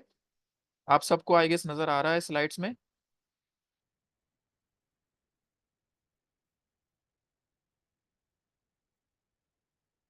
जी, स्लाइड्स नजर आ रही हैं सर सबको? Yes, sir, it's visible. ठीक है जी। फर्स्ट वन, हमारे पास इंटरनेशनल लॉ का प्रॉपर तरीके से एक स्ट्रक्चर सामने आता है। अब जब हमारे पास इंटरनेशनल ऑर्गेनाइजेशंस आ गई, हमारे पास यूनाइटेड नेशंस जब फॉर्म हो गया, तो यूनाइटेड नेशंस के फॉर्म होने के बाद हमारे पास इंटरनेशनल लॉ का ये स्ट्रक्चर सामने आता है जिसमें इंटरनेशनल लॉ आपका कैसे काम करता है? ट्रीटीज में, कन्वेंशंस में, कोवेनेंट्स हैं, प्रोटोकॉल्स हैं जो ट्रीटीज को बाइंड करते हैं, ठीक है, बिटवीन दी स्टेट्स, टू और मोर स्टेट्स से रिलेटेड वो ट्रीटीज जो है वो बाइंड होती हैं, ठीक है। अब यहाँ पे ट्रीटीज और कन्वेंशंस के बीच में अगर मैं आपको फर्क बताऊं तो ट्रीटीज बेसिकली क्या करती हैं कि दूसरी स्टेट्स के साथ मिलकर जो है वो मतलब एक एग्रीमेंट साइन करती हैं कि भाई मिसाल के तौर पर मैं यहाँ पे बात करूं कि अमेरिका और आपका जर्मनी, ठीक है, या अमेरिका और स्पेसिफिकली तौर पर हम आए तो अमेरिका और सऊदी अरब के बीच में एक ट्रीटी साइन होती है जिसमें यह कहा जाता है कि सऊदी अरब जो है वो, वहां से हमें ऑयल मिला है, ठीक है, अब उस ऑयल को एक्सट्रैक्ट करने के लिए हमें अमेरिका से टेक्नोलॉजी चाहिए। अब वो टेक्नोलॉजी अमेरिका आके अपनी सऊदी अरब में लगाता है और सऊदी अरब से ऑयल एक्सट्रैक्ट करता है, और वही ऑयल जो है वो हमें रिफाइन करके जो है वो अमेरिका पूरी दुनिया भर में सेल करता है, जिसका 50% प्रॉफिट किसके पास जाता है? सऊदी अरब के पास। 50% जो प्रॉफिट है वो अमेरिका के पास आता है। अब ये एक ट्रीटी हो गई जो कि बाइंडिंग इन नेचर हो गई बिटवीन टू स्टेट्स, इसको हम कहते हैं सर बायलैटरल ट्रीटी। ठीक है, अब अगर हम बात करें कन्वेंशन की, तो कन्वेंशन हम उसको कहते हैं कि यूनाइटेड नेशंस चार्टर के मुताबिक कोई भी इंटरनेशनल लॉ या कोई भी इंटरनेशनल इशू से रिलेटेड हमारे पास कोई भी यूनाइटेड नेशंस एक प्रोपोजिशन लेके आता है। जैसे कि हमारे पास सबसे बड़ा आजकल के टाइम में इशू आता है सर क्लाइमेट चेंज का। ठीक है, अब क्लाइमेट चेंज से रिलेटेड यूनाइटेड नेशंस एक कॉन्फ्रेंस बुलाता है, ठीक है, उसमें डिफरेंट डॉक्यूमेंट्स साइन करवाए जाते हैं जिसमें यह बोला जाता है कि भाई पाकिस्तान में अगर इतनी फैक्ट्रीज लगी हुई हैं तो उन फैक्ट्रीज को आप बेहतर है कि रिन्यूएबल एनर्जीज पर लेकर आओ। ठीक है, हमें बिजली पैदा करने के लिए डीजल या ये सारी चीजों की हमें जरूरत नहीं है, we do not need fossil fuels, we have to shift our all industries on the basis of renewable energies. Okay, we have to use the cars, we have to stop the air pollution, we have to take measures against the air pollution ताकि हम climate change को control कर सकें, we have to plant many trees. So basically these are the convention, ये सारी चीजें आपके convention में discuss होती हैं जिसमें ये बताया जाता है कि किस तरीके से जो है वो उस convention में एक स्टेट आपकी प्रॉपर तरीके से जो आपको यूनाइटेड नेशन प्रोपोजिशन देता है, डॉक्यूमेंट देता है, आप उसको साइन करते हो। ठीक है, अब यहाँ पे अगर आप किसी भी कन्वेंशन को साइन करते हो तो साइन करने की भी एक कैटेगरी होती है जिसमें सबसे पहली कैटेगरी होती है सिग्नेटरी।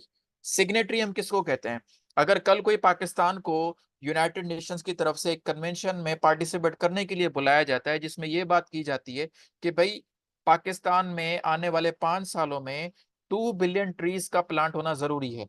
ठीक है, 2 बिलियन ट्रीज जो है वो मतलब लगनी चाहिए, मतलब एक कन्वेंशन बुलाई जाती है कि क्लाइमेट को कंट्रोल करना है और हमें ट्रीज प्लांट करने हैं। अब ट्रीज प्लांट करने के लिए यूनाइटेड नेशंस पैसे भी देगा, फंड भी देगा और उससे रिलेटेड हमें मेजर्स भी बताएगा। तो हम क्या करेंगे, हम पहले सोचेंगे कि अच्छा ठीक है हमने ये साइन करना है या नहीं, वो डॉक्यूमेंट हम पढ़ेंगे, उसके बाद हम कहेंगे चले ठीक है हम इसको साइन करते हैं। अब सिग्नेटरी होने का मतलब ये है कि हम उस प्रॉपर डॉक्यूमेंट की रिस्पेक्ट करते हैं। ठीक है, हम उस डॉक्यूमेंट की प्रॉपर तरीके से इज्जत करते हैं कि हाँ ठीक है हम इस पे आगे सोचेंगे। सही है, और दूसरा यहाँ पे क्या होता है कि आपने साइन कर दिया तो बस ठीक है, आप बाइंडिंग नहीं हो कि आप उसको फॉलो करो।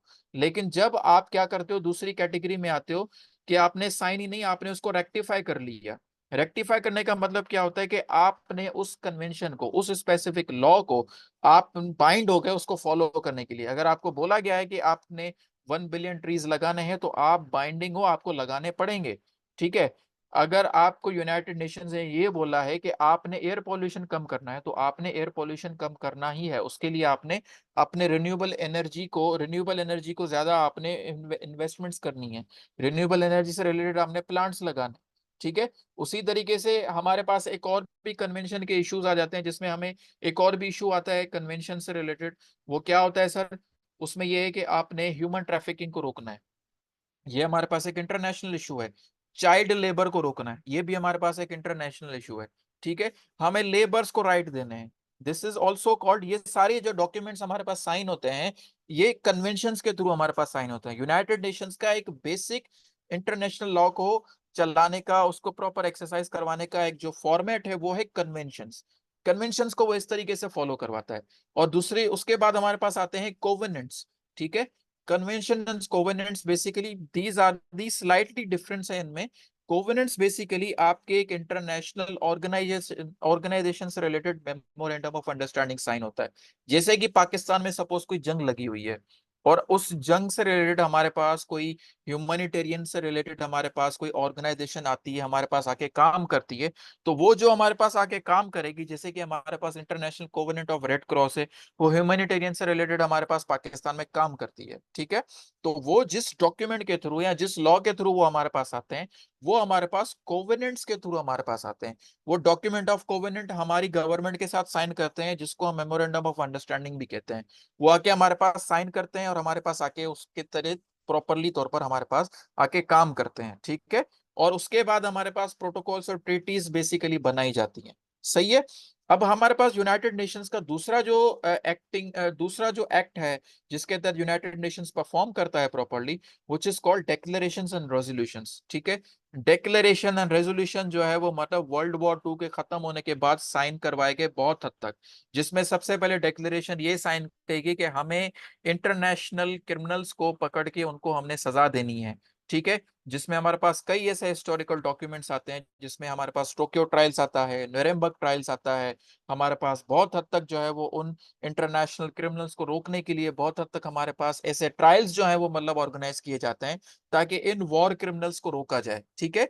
और बहुत हद तक जो मिलिट्री कमांडर्स थे, बहुत हद तक जिन्होंने मतलब मिलिट्री एट्रोसिटीज की, जैसे कि जूविश को उस टाइम पे मारा गया, बहुत हद तक जो हमारे पास चेन ऑफ कमांड थी, उनको कंट्रोल करने के लिए यूनाइटेड नेशंस ने डेक्लेरेशंस का जो है वो मतलब एक सिस्टम ऑर्गेनाइज किया, सही है।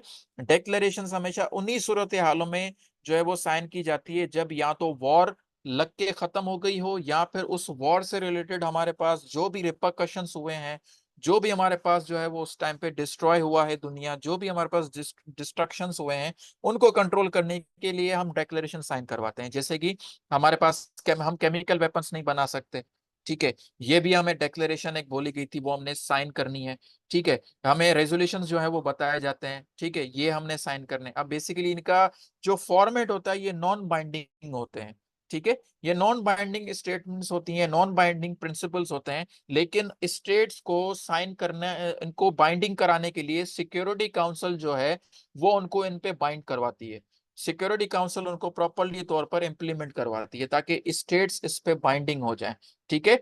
पर हमारे पास जनरल डिक्लेरेशंस भी जो है वो मतलब स्टार्ट होती हैं, जनरल डिक्लेरेशंस भी हमारे पास आती जाती हैं, जिसमें हमें सबसे पहले इंपॉर्टेंट डिक्लेरेशन ये भी देखने को मिलती है कि आपने, जैसे कि चाइना में खास तौर पर ये डिक्लेरेशन जो है वो मतलब लागू करवाई गई थी कि वेल्स का शिकार नहीं करना। जैसे चाइना में ज्यादातर वेल्स का शिकार होता था, ठीक है, वेल्स हंटिंग बहुत ज्यादा होती थी, उनको रोकने के लिए डेक्लेरेशन ये साइन करवाई गई, ठीक है। उसके अलावा हमारे पास एक जनरल रेजोल्यूशन, जितनी भी यूनाइटेड नेशंस हमारे पास आज के टाइम में जनरल असेंबली में बहुत हद तक हमारे पास आज के टाइम पे सेशंस होते हैं, तो उन सेशंस में ऐसे जनरल रेजोल्यूशन हमारे पास साइन करवाए जाते हैं, ठीक है, जिनसे ट्रेड भी बहाल होता है और पीस और स्टेबिलिटी हमारे पास आती है, सही है। उसके बाद हम आते हैं थर्ड प्रैक्टिस पे इंटरनेशनल लॉ की, which is called customary law, ठीक है। These are not only the practice but these are also the sources, इसको हम सोर्सेस भी कहते हैं, ठीक है। कस्टमरी लॉ यानी कि प्रैक्टिसेस और प्रिंसिपल जो हमारे पास बहुत हद तक नेशंस ने एक्नॉलेज किया है विदाउट अ ट्रीटी, ठीक है। विदाउट अ ट्रीटी कैसे एक्नॉलेज किया है? वो ऐसे कि अगर आप वॉर कर रहे हो तो वॉर में आपने सिविलियंस को शामिल नहीं करना, ठीक है, ये एक हमारे पास जनरल प्रैक्टिस है, होती आ रही है। अगर आपकी स्टेट नेबरिंग स्टेट है, आपके पड़ोस में कोई स्टेट है, तो आपने उसके साथ मिलकर जो है वो ट्रेड करना है, पीस स्टेबिलिटी रखनी है। और मेन इंपॉर्टेंट चीज हमारे पास जो नेचुरल रिसोर्सेज हैं, लाइकवाइज के अगर एक स्टेट है उसके पास फ्रेश वाटर के बहुत ज्यादा जो है वो मतलब रिसोर्सेज हैं, तो वो स्टेट दूसरी स्टेट का सर्वाइवल के लिए फ्रेश वाटर रिसोर्सेज उसके साथ शेयर करेगी, ठीक है। ये भी स्टेट्स ने एक्नॉलेज किया हुआ है, ठीक है। इसी तरीके अब इसी से रिलेटेड मैं आपको डिस्प्यूट बताता हूं, व्हिच इज कॉल्ड, एक हमारे पास ट्रीटी साइन हुई थी between India and Pakistan, which is Indus water treaty, ठीक है। इंडस वाटर ट्रीटी जब हमारे पास साइन हुई थी तो उसमें क्या था कि हमारे पास जो 6 रिवर्स का सिस्टम था वो 3-3 रिवर्स में डिवाइड हो गया, ठीक है। अब इंडस, चेनाब, झेलम, सही है, ये हमारे पास जो थी वो अब हमारे पास मौजूद हैं। इन रिवर्स को हम यूज करते हैं अपने जो है वो मतलब सर्वाइवल के लिए, लेकिन वैसे ही रावी, ब्यास और सतलज, इनका बेसिकली रिसोर्स हमारे पास इंडिया से आता है, और ये आके हमारे पास आके हमारी रिवर्स में आके ज्वाइन होती हैं। तो वाटर को प्रॉपरली तौर पर, फ्रेश वाटर को जो डिवाइड किया गया था वो इस इंडस वाटर ट्रीटी के सॉल्यूशन के साथ डिवाइड किया गया था, जो कि हमारे पास इंडिया और पाकिस्तान के बीच में एनिमिटी है, तो उसी से रिलेटेड हमारे पास इस तरीके की ट्रीटीज साइन, ठीक है। इसी तरीके से अगर आप देखते हो तो हमारे पास वर्ल्ड वॉर 2 के बाद यूएसए और यूएसएसआर यानी कि सोवियत यूनियन के बीच में जब कोल्ड वॉर लगी थी, तो उससे रिलेटेड भी हमारे पास कई हद तक इसी हमारे पास ट्रीटीज और इस ऐसी हद तक हमारे पास जनरल प्रैक्टिसेस जो है वो साइन करवाई गई। ठीक है, तो कस्टमरी लॉ बेसिकली आपका जो है वो जनरल प्रैक्टिस है जो तभी अरसे से चलता हुआ आ रहा है। ठीक है, तो ये बेसिकली आपकी सोर्सेज है जिन पे इंटरनेशनल लॉ आपका आज प्रैक्टिस करता है। ठीक है जी, अब हम आते हैं नेक्स्ट पॉइंट पे। किसी को इससे रिलेटेड क्वेश्चंस, अच्छा मैं एंड में आपसे लूंगा। ठीक है, क्वेश्चंस मैं आपसे एंड में लेता हूं, सही है। अब हम आते हैं जी further, what is public international law. ठीक है, पब्लिक इंटरनेशनल लॉ की प्रैक्टिस किन किन स्टेट्स पे, यानी कि इसको कहते हैं सब्जेक्ट्स जो है वो पब्लिक इंटरनेशनल लॉ के, वो हमारे कैसे एग्जैक्टली exactly यहाँ पे काम करते हैं। Just for a wait a second.